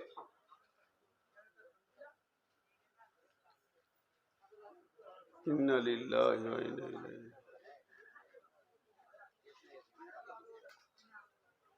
ইন্না লিল্লাহি ওয়া ইন্না ইলাইহি। এটা মাথায় এলো কি করে যে সবাইকে পানি দিতে হবে এখন? আমি বকছি, আমার জিভ শুকিয়ে যেছে সুগারের চাপে, তাই একটু করে পানি খেয়েছি। তো ওই রাগে আপনারা খাবেন না? ভাই ভালো লাগলো না। লোক উঠতে রয়েছে। আল্লাহ তাবারক ওয়া তাআলা এখানে কত সুন্দর কথা বলছেন দেখেন। ইয়া আইয়ুহাল্লাযীনা আমানুত্তাকুল্লাহ ইত্তাকুল্লাহ ইত্তাকুল্লাহ ওয়া কুলু কাওলান সাদীদা ইসলিহ লাকুম আমালাকুম ওয়া ইয়াগফির লাকুম যুনুবাকুম ওয়া মান ইউতিল্লাহা ওয়া রাসূলাহু ফাকাদ ফাযা ফাওজান আযীমা। আল্লাহু আকবার। একটুকু মনোযোগ দেন, একটুকু, বেশি চাইছি না। বিচলিত হয়ে গেলেন, আর একবার একটুকু মনোযোগ দেন। আমার সময় শেষের দিকে চলে এসছে, একটুকু মনোযোগ দেন। আমি অনেক রুগী, খালি পেটে একটা মানুষের যদি 300 350 সুগার হয় খালি পেটে, তার অবস্থা কেমন হয় আপনারা বুঝবেন। আমি গত যে সিজনটা চলে গেল 1.5 ঘন্টার ঊর্ধ্বে কোথাও বকিনি, খালি একটু বেশি বকে ফেলেছিলাম এখানে যুগরে, আর আজকে বেশি হয়ে যাচ্ছে। আগামী বছরে ইনশাল্লাহ 1.5 ঘন্টার জন্য কেউ লাইতে যাব না, হলে যাব না, ক্লিয়ার কথা। তো একটু মনোযোগ দেন, এখানে আল্লাহ বলছেন, আমি বলিনি। ইয়া আইয়ুহাল্লাযীনা আমানু, হে ঈমানদারগণ। আল্লাহ একটা গোষ্ঠীকে দেখে বললেন, ঈমানদার দেখে বললেন, কুলু কাওলান সাদীদা, মাঝে বললেন ইত্তাকুল্লাহ। এবার আপনাকে একটা কথা বলছি, শরীরের কিছু পার্টস আছে যারা গুনাহ করে, সেগুলোর নাম বলছি মোটামুটি যেগুলো মনে পড়ছে। ব্রেন গুনাহ করে, লোককে কুবুদ্ধি দেয় আর কি। চোখ গুনাহ করে, 1 নম্বরে লেখে ব্রেন, 2 নম্বরে লেখেন চোখ, 3 নম্বরে নাক, 4 নম্বরে ঠোঁট, চুমু খাওয়াখুই, 5 নম্বরে জিভ, 6 নম্বরে লেখেন আপনার কান, 7 নম্বরে হাত, 8 নম্বরে পা, 9 নম্বরে পেট, হারাম খাওয়া, 10 নম্বরে সরঙ্গা, নারী পুরুষ, এরকম একটা সিরিয়াল দিয়ে লেখেন। 1 2 3 4 করে সবগুলো লেখা হয়ে গেল। যে লম্বা করে দাগ দেন, কটা গুনাহ করে। চোখ ওই 2 3টা করে, হাত 1 2টা করে, সরঙ্গা 2 3টা করে, ব্রেন 4টা 5টা করে, দিল 2 3টা করে, পেট 1টা করে, হারাম খায়। এইরকম ধরনের কেউ 1টা করে, কেউ 2টা করে, কেউ 3টা করে, কেউ 4টা করে। কিন্তু যখন লিখবেন জিভ, জবান, তো এমনি করে সোজা দাগ দিয়ে লিখবেন 163টা গুনাহ করে। বইটার নাম আফাতুল লিসান, লিখেছেন আব্দুল হামিদ ভাই, ফাইজি সাহেব মাদানি। দেখবেন আফাতুল লিসান, জীব 163টা গুনাহ করে। এবার জীব হলো গোটা শরীরের গুনাহ করার পার্শ্বের সেক্রেটারি, এটা আল্লাহ বলছেন। আমি ওই আয়াতটাই পড়েছি, মিলিয়ে দেবো খালি। কেউ যদি জীবকে বেঁধে দিতে পারে, সব পার্টস অটোমেটিক তওবা করে গুনাহ ছেড়ে দেবে। আর যার জিভে কন্ট্রোল, তার সব পার্টস গুলো গুনাহ করবে, সব পার্টস গুলো গুনাহ করবে। বুঝাতে পারলাম? আপনারা বুঝতে পারলেন? জিভকে বেঁধে দিলে সব পার্টস গুনাহ ছাড়বে, জিভ বেকন্ট্রোল হলে সব পার্টস গুনাহ করবে। এটা কোরআনের আয়াত থেকে বললাম, আপনাদেরকে বলবো। এরপর জিভ এত খতরনাক, ওকে দড়ি দিয়ে বাঁধা যাবে না, তার দিয়ে বাঁধা যাবে না। খুঁটিতে যদি জিভকে টেনে বেঁধে দেন, তারপরেও ওর যা বলার আছে ও অ্যাও করে বলবে। জিভকে কন্ট্রোল করা একটা ট্যাবলেট আছে, উদাহরণ দিলে বুঝতে পারবেন। আমি একবার চোখের অপারেশন দেখেছিলাম। এখানে লাল কাপড় দিয়ে খালি চোখটা বেরিয়েছে, তো ডাক্তার অপারেশন করবে। তো ওই রুগীটাকে ইঞ্জেকশন দিয়েছে, কি দিয়েছে, তো ওর চোখের পাতাটাই যে আমাদের এমনি এমনি করছে কিনা, সেকেন্ডে করছে, এই ওয়াইপিংটা ওরা বন্ধ হয়েছে না। কোন রুগী? ডাক্তার বলছে ওইটা যদি বন্ধ না হয় অপারেশন করবে কি করে। ডাক্তার ইঞ্জেকশন দিলে চোখটা উঠে যায়, এরকম ভেসে যায়, ওইটা আর হয় না, তখন অপারেশনটা করে নেয়। আবার 1 2 ঘন্টা পর চালু হয়, কিন্তু ওই রুগীটা বন্ধ হচ্ছে না। শেষকালে ওকে একটা দামি ট্যাবলেট খাওয়ালো, ট্যাবলেটটা ও যেই গিলে দিল, ঠিক 1 মিনিট পরে চোখটা এরকম ভেসে গেল, ওয়াইপিং আর করছে না। তো জিভকে তার কাটা দিয়ে, পেরেক দিয়ে, বাঁশে মেরে দিল, জিভ বন্ধ হবে না। তার দিয়ে বেঁধেও বন্ধ হবে না, কাঁটা দিয়ে বাঁধলেও বন্ধ হবে না। জিভকে ব্রেক করার পৃথিবীতে কোনো শক্তি আসেনি, শুধু একটা ট্যাবলেট আছে। কেউ যদি কত করে গিলে দেয়, ওর জিভ কন্ট্রোল হয়ে যাবে। সেই ট্যাবলেটটা আল্লাহ বলছেন ইত্তাকুল্লাহ ইয়া আইয়ুহাল্লাযীনা আমানু।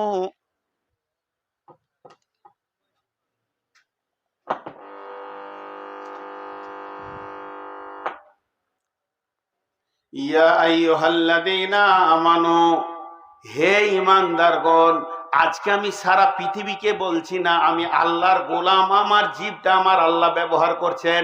শুধু এইখানকার লোক যারা যারা বসে রয়েছেন সেই মা বোনদেরকে, বাপ ভাইদেরকে বলছি, আল্লাহ আমাদেরকে লক্ষ্য করে বলছেন, হে ইমানদারগণ, ইত্তাকুল্লাহ, আল্লাহকে ভয় করো, ওয়াকুলু কাওলান সাদীদা, এবং সত্য নরম ভদ্র কথা বলো। জি ভাই বলে না, একটা কি আছে, মুসা আলাইহিস সালামের কাছে, মুসাকে ফেরাউনের কাছে পাঠাচ্ছে, তখন আল্লাহকে বলছে কুলু কাওলান লাইয়িনা, লাইয়িনা, কুলু কাওলান লাইয়িনা। আপনার একটা বিচার করেন, ফেরাউন আর মুসা, ফেরাউন আর মুসা, আচ্ছা ফেরাউন কোনোদিন মিষ্টি কথার হক রাখে? ও যা কাজ করেছে ওকে জুতা মেরে কথা বলতে হয়, ঠিক না ভুল? আরে কথা বলেন না কেন আপনারা? ফেরাউন মিষ্টি কথার লোক বটেও, কিন্তু আল্লাহ মুসাকে বলছে তুই যা ওর কাছে, ওকে মিষ্টি নরম কথা বল, মিষ্টি নরম কথা বল। কেন? তাহলে মুসার দাম বেশি না কম? নিম পাতাকে যদি বড় লোকে জিবে লাইতো তেতো, গরিবে লিলেও তেতো, মাস্টারে লিলেও তেতো, মলবিতে লিলেও তেতো, আর ইমাম যদি লাই তেতো। আর যদি চিনি যদি একটা গরিব লাইতো মিষ্টি, বড় লোক লাইতো মিষ্টি, মাতাল লাইতো মিষ্টি। তা আল্লাহ বলতে চাইছে আমার দিন ইসলামে যারা আছে তারা কোনোদিন খারাপ কথা বলে না, এরা মিষ্টি, তোরা বুঝে লিগে। ফেরাউন দামি এটা নয়, মুসা দামি, মুসা জীবনে খারাপ কথা বলবে না। এখানে একটা মাতাল আমাকে খিস্তি করে গাল দিচ্ছে, তা বলে আমি পাল্টা খিস্তি গাল দিব? আমি ভালো এটা বুঝাবো। তো কুলু কাওলান লাইয়িনা, নরম ভদ্র কথা বলো। আর এখানে আল্লাহ বলছেন ইয়া আইয়ুহাল্লাযিনা আমানু, হে ঈমানদারেরা, ইত্তাকুল্লাহ, আল্লাহকে ভয় করো। আল্লাহকে ভয় করো মানে তুমি যখনই জবানটা খুলছো জেনে রাখো তোমার জবানের দিকে আল্লাহর দৃষ্টি আছে। কুলু কাওলান সাদীদা, নরম ভদ্র কথা বলো। হাজি ভাই সত্য করে বলেন, এখানে আমার 4 চাকাটা যেছে, এটা বিরাট বড় কোটি কোটি কোটি টাকা সরকারকে যারা ট্যাক্স দেয়, ওই রকম বড় কোম্পানির একটা গাড়ি এই সাগরদিঘি রোডে যাচ্ছিল কোনো মাল নিয়ে, আর আপনাদের বয়ারের একটা মোটরসাইকেলওয়ালা ওর সঙ্গে লেগে গেছে। 10 মোটরসাইকেলওয়ালার তো ট্রাকের ড্রাইভারকে কলার ধরে নেমে উত্তম মধ্যম মেরে ওর হাড়াড্ডি ভেঙে দিলে, সারা তুই চিনিস এটা আমার এলাকা, মার দিয়ে দিলে। কিন্তু বুঝতে পারে নাই পর কোম্পানির গাড়ি, ও কোম্পানিকে বললে আমার মেরে শেষ করে দিয়েছে। কোম্পানির সঙ্গে সঙ্গে হসপিটালে ব্যবস্থা নিয়ে 3খানা বড় বড় কেস ঠুকে দিলে। যখন রাতে এসপি তুলে নিয়ে গেছে, কোম্পানি আছে, এসপি আছে, বড়বাবু আছে, আর কে আছে, ডিএম আছে, এসডিও আছে, তারা তারা কোটি কোটি টাকা ডলার সরকারকে ট্যাক্স দেয়, তাদের কেস সামালতে পারবি তুই? কলার ধরে টেনে নিয়ে গিয়ে যখন সাগরদিঘিতে বসিয়েছে, মানে থানার মধ্যখানে, আর মাঝে বসে আছে ওই একদিকে এসপি, একদিকে বড়বাবু, একদিকে কোম্পানি, একদিকে ডিএম বসে আছে, সবকে হাজির করে দিয়েছে। তখন ওই রকম চিল্লিয়ে কথা বলবে যখন ড্রাইভারকে মারছিল, ড্রাইভারকে মারছিল যেমন চিল্লাইছিল ওখানে চিল্লাবে। ওকে বলছে কি হয়েছিল রে? গাড়িতে লেগে। চুপ করে কেন বলছিস? জোরে বল। গাড়িতে লেগে। তো মারতে হবে, এলাকা পেয়েছিস তো। ওর কথা কমজোর হয়ে গেছে, কেন? বড়বাবুর সামনে বসে আছে তাই কথার ফলাও কমে গেছে। ওই জন্য আল্লাহ বলছে তুই কথা জিভ খোলার আগে খালি মনে করলে আল্লাহ আছে আমার জিভের সামনে, তোর ফলাওটা কমে যাবে, তোর ফলাও কমে যাবে। কেন? তোর জিভটা কোথা রেখেছি আমি জানিস? এইটা হলো এসপি, মাথার উপরে তোর মগজটা হলো আদালত, 2টা কান তোর হলো সিবিআই, আর 2টা নাক হলো সিআইডি, আর 32টা দাঁত হলো এখানে সৈন্য, আর তার মাঝে রাখিয়াছি আমি জীব। আদালতের ভিতরে সিবিআই সিআইডির ভিতরে 32টা ফোর্সের মাঝে আমি জীবটা আল্লাহ বানিয়েছি। অতএব জীব যেন বেকন্ট্রোল করবি না। আর যখনই তুই জীব খুলতে যাবি একবার মনে করে নিবি আমার আল্লাহ আমার জীবের দিকে তাকিয়ে আছে। কই ইয়া আইয়ুহাল্লাযীনা আমানু ইত্তাকুল্লাহ, আল্লাহকে ভয় করে জীবটা খুলবে। ওয়া কুলু কাওলান সাদীদা, মিষ্টি নরম কথা বলবি। আমি আল্লাহকে সাক্ষী রেখে বলছি, আমার বড় ভাই আছে, ভুল হলে বলে দেবে, সামনে সামনে মাইকে বলবে, আমি খুশি হব, আমারও শিক্ষা হয়ে যাবে। যদি কেউ আজকে রাতে নিয়ত করে আর জীবনে মিথ্যা কথা বলবো না, ফজুল কথা বলবো না, তা আল্লাহ বলছে ওর বিগত জীবনের গুনাহ মাফ। গুনাহ মাপের যত রাস্তা আছে এটাও একটা আছে। কি বলছেন আল্লাহ? কুলু কাওলান সাদীদা, যখন ভালো কথা বলবি 2-3টে লাভ পাবি। 1 নম্বর লাভ হচ্ছে ইসলিহ লাকুম আমালাকুম, ইসলিহ লাকুম আমালাকুম, তোর শরীরের যত পার্টস আছে জীব কন্ট্রোল হয়ে গেলে ও তারাও কন্ট্রোল হয়ে যাবে, তারাও গুনাহ ছেড়ে দিয়ে লাইনে চলে আসবে। ওয়াইয়াগফির লাকুম যুনুবাকুম, এবং তোর জীবনের হাত পা চোখ কান ব্রেন পেট পা সরঙ্গা যা গুনাহ করেছে মাফ হয়ে যাবে। শুধু একটা আমল তুই নিয়ত কর, ইয়ার মিথ্যা বলবে না, হয়ে গেল তোর জীবনের গুনাহ মাফ। আর বাকি যত পার্স গুনাহ করছে তারাও কন্ট্রোলে চলে আসবে। ইসলিহ লাকুম আমালাকুম ওয়া ইয়াগফির লাকুম যুনুবাকুম, মাফ হয়ে গেল। তারপরে কি হবে শোন, তারপরে যে উপহারটা পাবি, তোকে আল্লাহ 2 হাতে করে একটা গিফট দেবে, 2 হাতে জড়িয়ে ধরে নিবি। সেই গিফটটা পৃথিবীর কেউ পাবে না। তুই সত্য কথা বলবি, জীবকে কন্ট্রোল করবি, তুই পেয়ে যাবি। সেটা কি?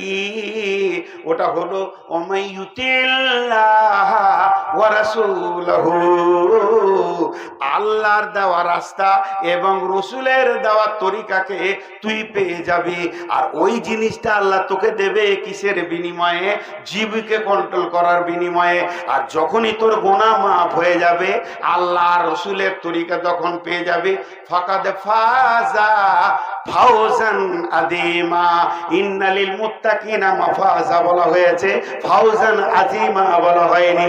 কিন্তু জীবকে যারা কন্ট্রোল করবে, ফাকাদ ফাজা ফাওজান আযীমা, সব থেকে বড় নিষ্কৃতি পেয়ে যাবে।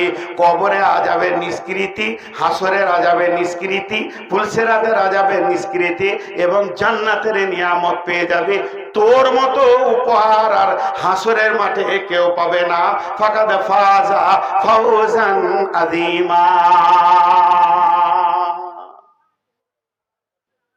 আর কি লিবেন গো?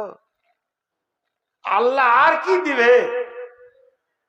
খালি তওবা করি, মিথ্যা কথা বলবো না, আর ফজুল কথা বলবো না, অতিরিক্ত কথা বলবো না, ভ্যাদ ভ্যাদ ভ্যাদ ভ্যাদ ভ্যাদ ভ্যাদ করে বকবো না, শুধু জিভকে কন্ট্রোল করবো।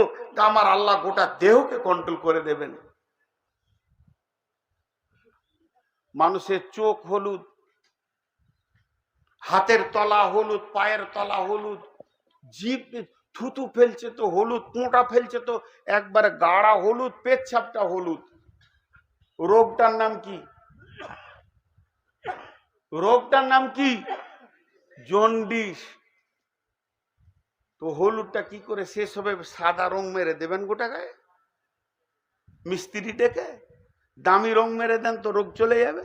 জি না। ডাক্তারখানায় গেলে ডাক্তার চোখের ওষুধ দেবে না, হাতের ওষুধ দেবে না, পেশাবের ওষুধ দেবে না, থুতুর ওষুধ দেবে না, পোঁটার ওষুধ দেবে না, গা যে হলুদ হয়েছে ওষুধ দেবে না। পাকস্থলিতে ওর জন্ডিস নামে জীবাণুতে আক্রান্ত করেছে, তার ওষুধ দেবে। যখন ওষুধটা পাকস্থলিতে যাবে, জন্ডিস নামে জীবাণুটা যখন মরবে, ওর হাত পাগলা আস্তে আস্তে সাদা হয়ে যাবে। তেমনি জীব যদি বেকন্ট্রোল হয়, গোটা হাত পা হলুদ হয়ে বেকন্ট্রোল হবে। যেদিন জীব কন্ট্রোল, হাত পা সব আস্তে আস্তে কন্ট্রোল হয়ে যাবে। শেষ। এক জায়গায় মেডিসিন মারবে তো সব শেষ। কিন্তু আল্লাহ কি বলছেন? বিসমিল্লাহির রহমানির রহিম, ওয়াইলুল লিকুল্লি হুমাযাতিল লুমাযা আল্লাযী জামাআ মালাহু ওয়াদ্দাদা ইয়াহসাবু আন্না মালাহু আখলাদা। চারটা গুনার কথা বললেন, চারটা গুনার কথা বললেন আল্লাহ। যারা মানুষের পেছনে কথা বলে কষ্ট দেয়, সামনে সামনেও কথা বলে কষ্ট দেয়। পেছনে গীবত করা যেমন গুনাহ, সমাজে সামনে সামনে অপমান করা ওই রকমই গুনাহ। অপমান একটা মুসলমানের ইজ্জত আর একটা মুসলমানের জন্য হারাম, তাকে বেইজ্জতি করা হারাম, তার ইজ্জতকে হরণ করা হারাম। মানুষের মালকে লুট করা যেমন হারাম, মানুষের ইজ্জত লুটাটাও হারাম। আমি গাড়ি থেকে নামছি, ফট করে আপনি যে এমন কথা বলে, আপনি নাকি সুদ খান শুনছি, আমি যদিও সত্যি খাই, তা আপনাকে সমাজে বলতে হবে? আমাকে আলাদা বলেন, একা বলেন। সমাজে অপমান করা হারাম। কিছু লোক আছে বলে আমি সামনে সামনে বলি, কাউকে ভয় করি না। তো ভয় তো করে না, যে বেঈমান সে করে না। ভয় তো ইমানদারের আছে। তাকওয়া তো ইমানের সঙ্গে সম্পর্ক। অনেক লোক আছে আমি সামনে সামনে বলি, কাউকে ভয় করি না। সত্য কথা বলতে আমার কোনো লজ্জা নাই, ভয় নাই, বলে না? আরে বলে কি বলে না? তো সব সত্য প্রকাশ, সব হালাল জিলিন প্রকাশ। তাই যদি প্রকাশ হয়, সত্য তো হচ্ছে বিবির সঙ্গে মিলা, হালাল হচ্ছে বিবির সঙ্গে মিলা, আর নেকি হচ্ছে বিবির সঙ্গে মিলন করা। তা বলে হাই রোডে করবি না মার্কেটে করবি? যে আমি কাউকে ভয় করি না, সত্য কাজ করব, হালাল করব, তো কাকে ভয় করব? সব হালাল প্রকাশ নাই। আল্লাহ কোরআনে বহুত জিনিস গোপন রেখেছেন। আলিফ লাম মিম, আলিফ লাম মিম র, কাফ হা ইয়া আইন সাদ। মহাসত্যের ভিতরে মহাসংশয় রেখেছেন আল্লাহ। তো এর নাম সাহস নয়, এর নাম হচ্ছে লুমাসা। হুমাসা, লুমাসা। পেছনে গীবত করে কষ্ট দেওয়া, সামনে সামনে অপমান করে মার্কেটে কথা বলে কষ্ট দেওয়া, দুজন সমান। আল্লাযী জামাআ মালাহু ওয়াদ্দাদা। আর যারা মালকে জমা করে, গুনে গুনে গুনে গুনে রেখে দেয়, ইয়াহসাবু আন্না মালাহু আখলাদা। আর তারা ধারণা করে আমার মাল আমাকে ছেড়ে চলে যাবে না। গুনাহ চারটা গুনেলেন। পেছনে গীবত করে কষ্ট দেওয়া, সামনে সামনে অপমান করে কষ্ট দেওয়া, আর গুনে গুনে গুনে গুনে মাল জমা করা, আর ধারণা করা আমার মাল আমার সঙ্গে থাকবে। এই চারটা গুনার একটাই শাস্তি, একই শাস্তি। ওই জন্য চারটা গুনাহকে একসঙ্গে বলেছেন। আল্লাহ বলছেন কাল্লা লায়ুমবাদান্না ফিল হুতামা ওমা আদরাকা মাল হুতামা নারুল্লাহিল মুকাদা আল্লাতী তাত্তালিউ আলাল আফিদা ইন্নাহা আলাইহিম মুসাদা ফি আমাদিম মুমাদ্দাদা। আল্লাহ বলছে কখনোই নয়, এদেরকে হুতামা নামে জাহান্নামে দিব। হুতামা কি? এই হুতামাটা পেট্রোলের আগুন নয়, হুতামার আগুনটা ডিজেলের আগুন নয়, কিরাসিনের নয়। এটা হলো আল্লাহর প্রজ্বলিত আগুন। আল্লাহ জ্বালাবেন, আগুনটা জ্বলবে, এরই নাম হলো হুতামা। আল্লাতী তাত্তালিউ আলাল আফিদা। আর এই আগুনটা ওপরটা যেমন জ্বলবে, কলিজাটা সেরকম জ্বলবে, ফেফসাটা জ্বলবে, হাড়ে রন্ধে রন্ধে আগুন চলবে। আর আগুনটা যখন চালাবে আল্লাহ বেঁধে দিয়ে চালাবে। আর সেখানে বড় বড় খাম্বা রয়েছে, খাম্বাতে বেঁধে এই আগুনটা চালাবে। ওই 4 রকম গুনাহ করনে ওয়ালার উপরে, যারা গীবত করেছে, পেছনে কথা বলে কষ্ট দিয়েছে, যারা সামনে কথা বলে কষ্ট দিয়েছে, যারা মালকে জমা করে রেখেছে এবং তার ধারণা করেছে আমার মাল আমার সঙ্গী হবে, এদেরকে ওই আযাবটা দেওয়া হবে। হুতামা নামে আগুনে দেওয়া হবে, সেখানে থাম্বাতে বেঁধে দেওয়া হবে। আর ওই আগুনটা তার দেহের ভেতরে যখন চালানো হবে, যেমন বিদ্যুৎ রন্ধে রন্ধে চলে, ওই রকম আগুনটা চলবে, কলিজা ফেফসা সব যেন পুড়বে। এই অবস্থায় সে আগুনের ভিতরে বাস করবে।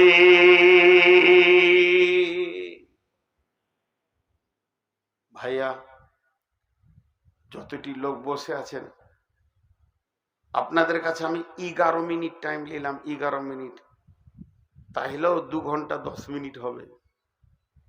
11 মিনিট হাত দুটা ধরে বলছি আমি, মেহমান কেউ উঠিয়েন না, আল্লাহর হস্তে 11 মিনিট উঠিয়েন না, তারপর আপনারা স্বাধীন। 11টা মিনিট চাইছি, বেশি চাইনি, তার আগেও ছেড়ে দিতে পারি। তো আল্লাহর হস্তে বলছি, আজকে টোটাল যা বকলাম 1 মিনিট লাগবে, আমি ঘড়ি ধরে বলে দিচ্ছি, যে আমরা আল্লাহকে পরোয়া করি না, তাওয়াক্কুল করি না, কিন্তু আমার আল্লাহ আমার পেছনে লিখেছে জীবকে বেকন্ট্রোল করলে আমি হিসাব রাখছি। আর জীব এত খতরনাক, সমাজকে শেষ করে দেয়, সব শেষ করে দেয়, বিচ্ছেদ করে দেয়। আর এই জীবের অপব্যবহারের কারণে মানুষ জাহান্নাম যাবে, জাহান্নামে তারা চলে যাবে, আর তারা হুতামা নামে জাহান্নামে চলবে।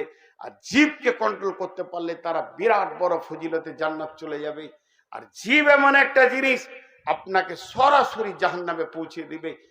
জাহান্নামে যত ব্যক্তি বাস করবে, 98% জীবের কারণে জাহান্নাম যাবে।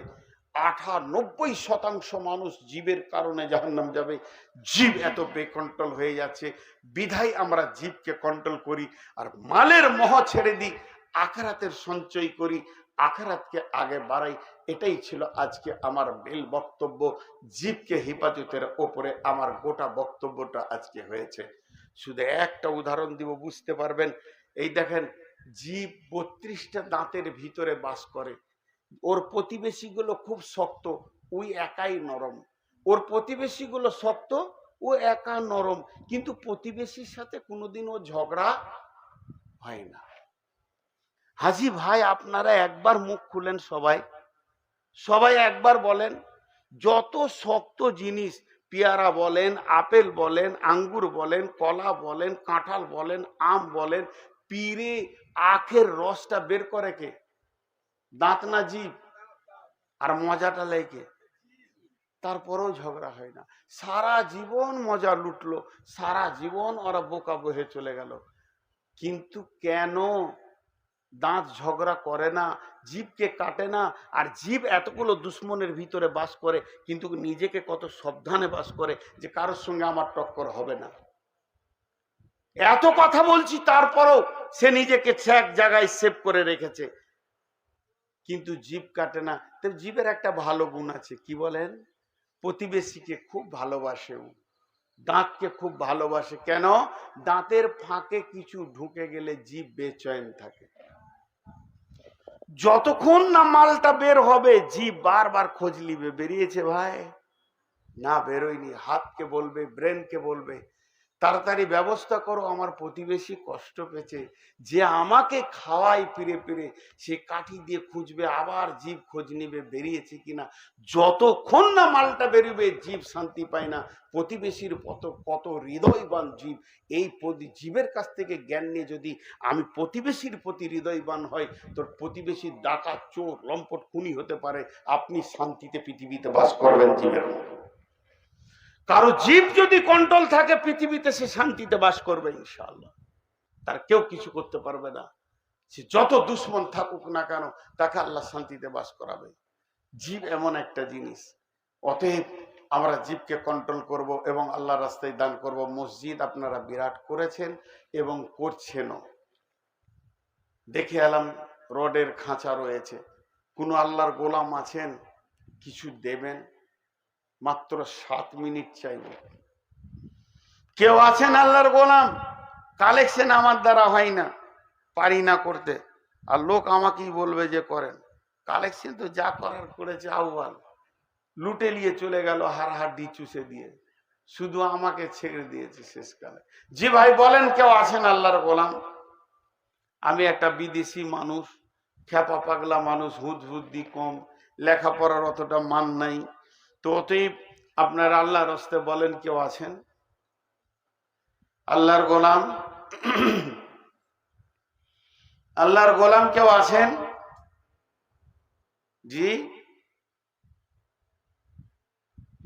বলেন। 1000, 2000, 5000, 10,000, 20,000? শুনেছি এই হলদি বয়ারের লোক খুব ধনী লোক। আধারে এসেছি, গ্রাম বুঝতে পারছি না, তো ধনী ব্যক্তি বেশি বেশি করে দান করেন। জি বলেন। আমাদেরকে বিভিন্ন এলাকা, গোত্র, বংশ, জাতি, ধর্ম, বয়স, বর্ণ নির্বিশেষে সাগর দিঘি বয়ারে যুবক মসজিদ কেন্দ্রিক আয়োজিত মাহফিলে এনে হাজির করেছেন, যিনি আজকে এই মে মাসের শেষে 31 তারিখে 2026 রবিবার গত দিবাগত রাত্রিতে যে মুনিব আমাদেরকে হাজির করেছেন, তার দরবারে একবার শুকরিয়া করি আলহামদুলিল্লাহ। দরুদ ও সালাম বর্ষিত হোক আখিরি পয়গম্বর নবী মুহাম্মদুর রাসূলুল্লাহ, সকলে মহব্বতের সঙ্গে বলি আখিরি পয়গম্বর নবী মুহাম্মদুর রাসূলুল্লাহ সাল্লাল্লাহু আলাইহি সাল্লামের উপর আল্লাহুম্মা আমিন, আল্লাহুম্মা সাল্লি আলাইহি, আল্লাহুম্মা বারিক আলাইহি। আমি আপনাদের সামনে কোন একটা বিষয়কে নিয়ে মহাগ্রন্থ আল কোরআনের কয়েকটি আয়াত আপনাদের সামনে তেলাওয়াত করেছি, সেইগুলোকে সামনে রেখে কিছু কথা বলবো বলে নিয়ত করেছি। আর আমি আপনাদের সামনে আজকে নির্দিষ্ট টাইমকে কেন্দ্র করে কয়েকটি কথা বলে যাব, একটা নিয়ত করেছি, যদি আমার মাবুদ আমাকে তৌফিক দেন তো। আমা তৌফিকি ইল্লা বিল্লাহি আলাইহি তাওয়াক্কালতু ওয়া ইলাইহি উনীব। কিন্তু আমার বক্তব্যের শুরুতে একটা ছোট্ট কথা আপনাদের কাছে আমি আবদার করছি। আজকে আমি বড় মৌলানা নাই,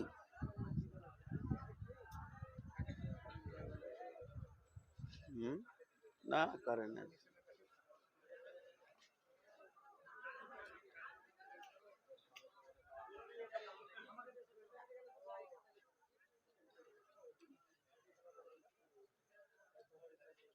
আজ দাও লাইনটা।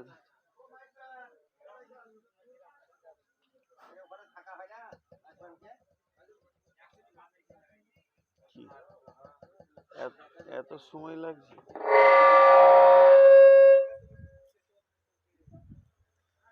আজকে আমি আপনাদের কাছে বড় আলিম তা নয়, কিন্তু আমার একটা ডিগ্রি আপনাদের কাছে আজকে সব থেকে ভালো। আমি আপনাদের মেহমান,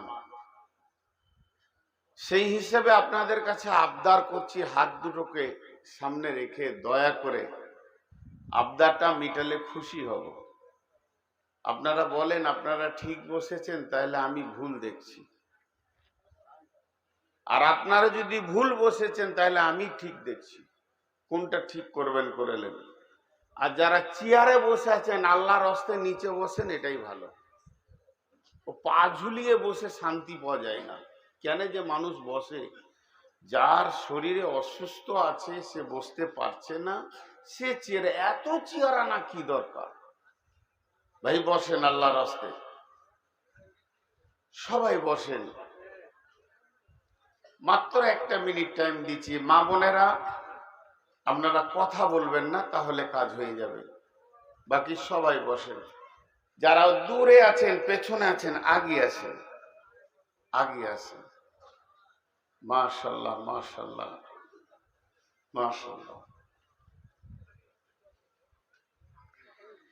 বসে যান,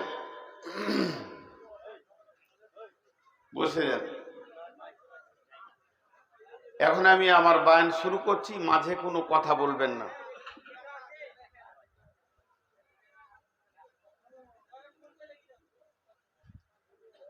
আল্লাহ তাবারাক ওয়া তাআলা আমাদেরকে ভালোভাবে শোনা তৌফিক দান করুন এবং সে সাথে আমল করা তৌফিক দান করুন, আল্লাহুম্মা আমিন। মানুষ নামে একটা প্রাণী আল্লাহ বানিয়েছেন মাথা থেকে পা পর্যন্ত। এই পৃথিবীতে দু চোখে যা কিছু দেখছেন আল্লাহ বানিয়েছেন, যত মাখলুক, কথার কথা একটা চলে আসছে মুরব্বীদের যুগ থেকে, 18,000 মাখলুক। এর কোনো গণনা হাদিস কোরআনে নাই। আল্লাহ অগণন মাখলুককে বানিয়েছেন, তিনি খালিক বানিয়েছেন মাখলুক। সবকে বাদ দিয়ে দেন, সবকে জমাতে রেখে দেন, শুধু একটাকে ধরেন, মানুষ। ব্যাংকটা বন্ধ করা যাবে না?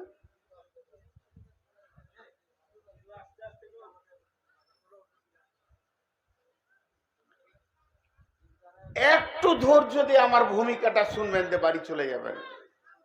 আপনি উঠে বাড়ি চলে যাবেন, 5টা মিনিট টাইম দেন। আমাদের নাম হচ্ছে মানুষ।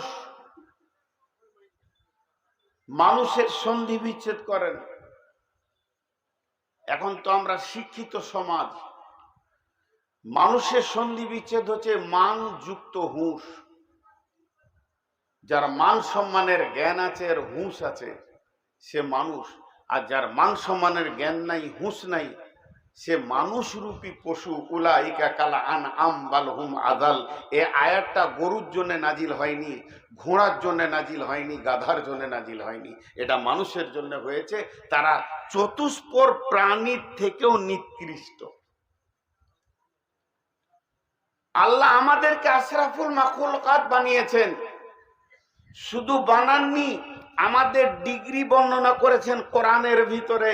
কুনতুম খয়রা উম্মাতিন, খয়রা উম্মাতিন, খয়রা উম্মাতিন। খয়রা উম্মাত মানে হচ্ছে সব থেকে দামি উম্মত। শেষ নবী বাদ দিয়ে অন্য নবীর থেকেও আমরা দামি মানুষ। আমরা এত দামি। আবার আমাদের কি আল্লাহ বলছেন, বালহুম আজাল, তুই হলি চতুষ্পর প্রাণীর থেকেও খারাপ। কথাটা খুব ধ্যান দিয়ে শুনবেন। একটা মাবুদ, একটা আল্লাহ, যার কোনো শরীক নাই, সেই আল্লাহ দু রকম কথা কি করে বলতে পারে? একদিকে বলছে তোরা সৃষ্টির সেরা, আর একদিকে বলছে তুই শুয়োর কুকুরের থেকে নিচে। একটা মজার কথা আপনাদের শোনাই, আমি নাম বলবো না। আমার বর্ধমান জেলায় একজন বিখ্যাত আলিম ছিলেন, বিখ্যাত আলিম, তার নাম আমি বলতে চাইছি না। একজন মুরব্বী মানুষ তার কাছে গিয়ে ফতোয়া নিচ্ছে। আগেকার যুগে, আজ থেকে 20-25 বছর আগের বিয়ে বাড়িতে মেয়েরা ঢোল বাজিয়ে, টিন বাজিয়ে, যে কোনো একটা সাউন্ড করে গীত করতো, গীত। এখন তো সিডি টিভি চলে এসছে, ওগুলোর আর মূল্য নাই। গীত করতো। তো একজন যে মৌলানার কাছে ফতোয়া নিচ্ছে, হুজুর আমার মেয়ের বিয়ে কাল, আজকে রাত্রিতে গীত করব, জায়েজ আছে গীত করা? বলছে আস্তাগফিরুল্লাহ, লা হাওলা ওয়ালা কুওয়াতা ইল্লা বিল্লাহ। কাবিরা গুনাহ হবে গো, গান কি করা যায়?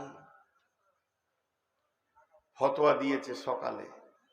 বিকালে আরেকজন গেছে এই মৌলানার কাছে, মৌলানা আমার বিটির বিয়ে, গীত করা যাবে? বাবা তোমার নাম? বলে আমার নাম হচ্ছে জামাল উদ্দিন। ও নামাজ পড়ো? বলে না। কি বলছিলে বাবা? মেয়ের বিয়েতে একটু গীত করব, ঢোল টোল বাজিয়ে। হ্যাঁ গীত করো, গীত করা যাবে, কেন যাবে না? একটা মৌলানা দুইটা ফতোয়া, একটা জীবে দু রকম কথা। এই বাড়িতে এসে গীত চালু করে দিয়েছে। এত বড় মৌলানা, বিখ্যাত আলিম, বর্ধমানে অত আর আলেম নাই, ফতোয়া দিয়ে দিয়েছে তো গীত কেন হবে না, একদম হইচই মাচিয়ে গীত শুরু করে দিয়েছে। যে মুরব্বীকে সকালে বলেছে গীত করা হারাম আস্তাগফিরুল্লাহ, ওইটা হচ্ছে ওর চাচা, আর যার বিটির বিয়ে ও হচ্ছে ভাতিজা। চাচা এবার লাঠি নিয়ে এসে বলছে, কি ব্যাপার রে, আমি বেঁচে আছি আর এখানে গীত হবে মানে? তখন বলছে তুমি বেশি বুঝো, বড় মৌলবি বলে দিয়েছে গীত করা যাবে, তুমি বেশি বুঝো। বলছে কি বললি তুই? বলে হ্যাঁ বলে দিয়েছে, এত বড় কথা বলেছে, আমাকে বলেছে যাবে না, তোকে বলে যাবে, একটা মুখে দুটো কথা। চো তো আমাকে নিচো, সাইকেলে করে এখান থেকে হলদি, যেমন এত দূরে ওর বাড়ি, মৌলানাকে গিয়ে ধরেছে সন্ধ্যার সময়, মৌলানা আপনি কেমন মানুষ, একটা মুখে দুইটা কথা, আমাকে বললেন গীত করা যাবে না, নাউজুবিল্লাহ আস্তাগফিরুল্লাহ, গুনাহ হবে বাবা, গান বাজনা করে, আর আমার ভাতিজাকে আপনি বলছেন গীত করা যাবে। উনি হালকা করে উত্তর দিচ্ছেন, আপনি নামাজ পড়েন, আপনি মুসলমান, আপনার গীত করা যাবে না, ভাতিজা নামাজ পড়ে না, ওর আবার ফতোয়া কি আছে? ও কি ফতোয়া নিবে? যে নামাজ পড়ে না ও যা করবে করুক, ন্যাংটা হে না চুপ। আমি মুসলমানের জন্য না যাই বলেছি, বেঈমানের জন্য বলি। তো একটা আল্লাহ, একটা মাবুদ, কালাম পাক একটা, সমস্ত কথাগুলো আল্লাহর। সেই আল্লাহ আমাদেরকে বলছেন তোরাই হলি সৃষ্টির সেরা শ্রেষ্ঠ উম্মত। আবার ওই আল্লাহ বলছেন উলাইকা কাল আনআম বাল হুম আযাল, তোরা হলি চতুষ্পদ প্রাণীর থেকে নিকৃষ্ট। ভাই এইটাকে যদি ক্লিয়ার করতে যাই তো 1 ঘন্টা লেগে যাবে, আমি ওদিকে যাচ্ছি না। ছোট্ট দুটি কথা বলে আমি আয়াতের দিকে চলে যাব। কদিন আগে আমরা পশু জবাই করেছি, আপনাদের দুয়ার বরকতে 2007 সালে আমাকে আল্লাহ নিয়ে গেছিলেন হজে। যখন পাথর মারলাম, জামরাত বলা হয়েছে হাদিসের ভাষা, মানুষ কথার কথাই বলে শয়তানকে পাথর মারা। তো পাথর মেরে প্রথম দিন যখন তাঁবুতে আসলাম, তো এক পাকিস্তানির সঙ্গে দেখা হলো, টল ফিগার, আমার তাঁবুর পাশে ওর তাঁবু, বাথরুমে দুজনেই যাচ্ছি। তো আমি হালকা করে জিজ্ঞাসা করলাম, হাজি সাহেব আপকো জামরাত হো গিয়া, আপনি কি পাথর মেরেছেন? তো মুরব্বী দু চোখে টস টস করে কাঁদতে কাঁদতে বলল, পাথর তো শয়তানকে মেরেছি, আমার দিলের শয়তানকে কে মারবে? আমার দিলে যে শয়তান আছে তাকে পাথরটা কে মারবে? বড় আফসোস, আজকে যে বকরাগুলো আমরা জবাই করেছি, যে খাসিটা জবাই করেছি, যে পাঁঠিটা জবাই করেছি, যে গাইটা জবাই করেছি, যে গরুটা জবাই করেছি, ওকে যখন চিৎ করে ফেলে 5 জন 7 জন টিপে ধরেছি, হিলতে দিব না, আর লম্বা ছুরিটা ওর গলাতে যখন লাগাতে যাচ্ছি, ওই সময় যদি একবার পশুটা মুখ খুলে বলে দেয়, এ বেঈমান তুই আমাকে কি কাটবি, তোকে আমি কাটবো, কারণ আমি আল্লাহর সাথে আমার জীবনে বেঈমানি করিনি, আর তুই কত বেঈমানি করেছিস দেখা। জবাব দেওয়ার কারো ক্ষমতা আছে?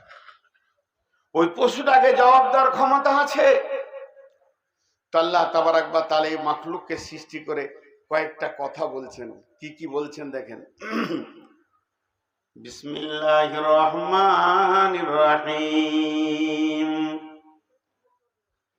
ইয়া আইয়ুহাল ইনসানু মা গাররাকা বিরাব্বিকাল কারীম আল্লাযী খালাকাকা ফাসাওয়াকা ফাআদালাক ফি আইয়ি সূরাতিন মা শাআ রাক্কাবাক কাল্লা বাল তুকাযযিবুনা বিদ্দীন ওয়া ইন্না আলাইকুম লাহাফিযীন কিরামান কাতিবিন ইয়ালামুনা মা তাফআলুন ইন্নাল আবরারা লাফি নাঈম وَإِنَّ الْفُجَّارَ لَفِي جَحِيمٍ يَصْلَوْنَهَا يَوْمَ الدِّينِ وَمَا هُمْ عَنْهَا بِغَائِبِينَ।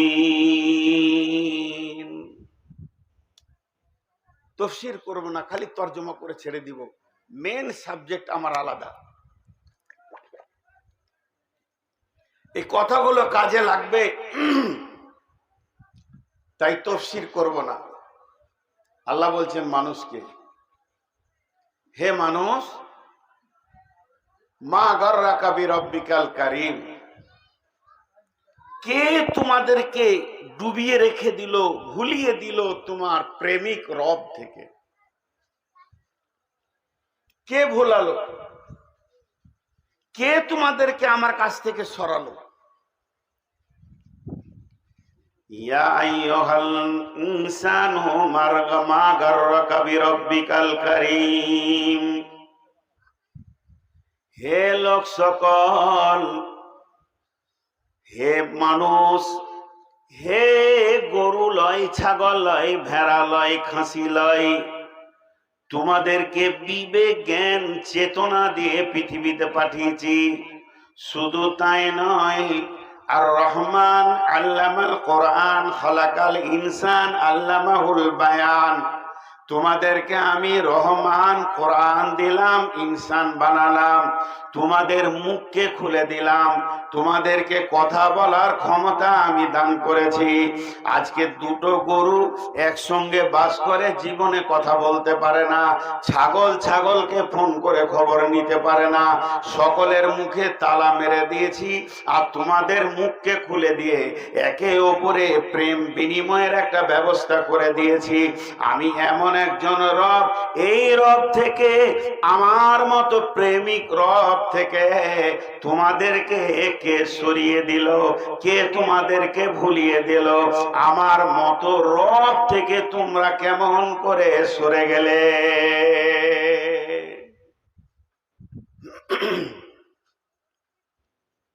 মাফ করবেন, একটা খারাপ কথা বলছি।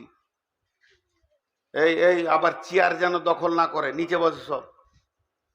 যদি শরীরে অস্তুত থাকে তো চেয়ারে বসো, তাছাড়া নিচে বসো। লোকগুলোকে বসালাম, আবার এসে গুলোকে দখল করছে। ধ্যান দেন আমার দিকে। বক্তাদের অনেক সমস্যা। আজকে একটা সমস্যার কথা আপনাদেরকে বলি, রাগ করিয়ে না, আগে হাত দুটা ধরে লিছি। রাস্তাঘাটে আমি চলি, গাড়িটা কোথাও দাঁড়াই, আজকে যেমন রতনপুরে মসজিদের সামনে দাঁড়িয়ে মাগরিব পড়লাম, এশা পড়লাম, এরকম পশ্চিমবঙ্গ দৌড়তে দৌড়তে কোথাও দাঁড়াতে হয়। কিছু লোক চিনে, দৌড়ে এসে বলে, মৌলানা এক কাপ চা খা। আমি খাই না। বলবে কেন? অহংকার? না, চা খাওয়া আমাদের মতো লোকের জন্য খুব বিপদ। তার কারণ জানেন? কারো যদি এক কাপ চা কোনোদিন খেয়ে নিয়েছি, তার বিপদ অনেক দেখেছি। বিপদটা কি? প্রথমেই সালাম দেবে অন্য কোনো জালসায়, মৌলানা চিনতে পারলেন না, সেই চা খাইছিলাম, বাস ভিতরটা জ্বলে যাবে। তুই এক কাপ চা খেয়েছিস, আরে মনে রাখা কঠিন। কেউ আবার বলে চা খাওয়ার সময় শালা খুব খায়, এখন আবার বলছে চিনছি না। মানুষ চিনা কঠিন। এই জন্য এই নূর মোহাম্মদ কারো কাছে চা খায় না রাস্তাঘাটে, বলে তুই রাখ রে বাবা।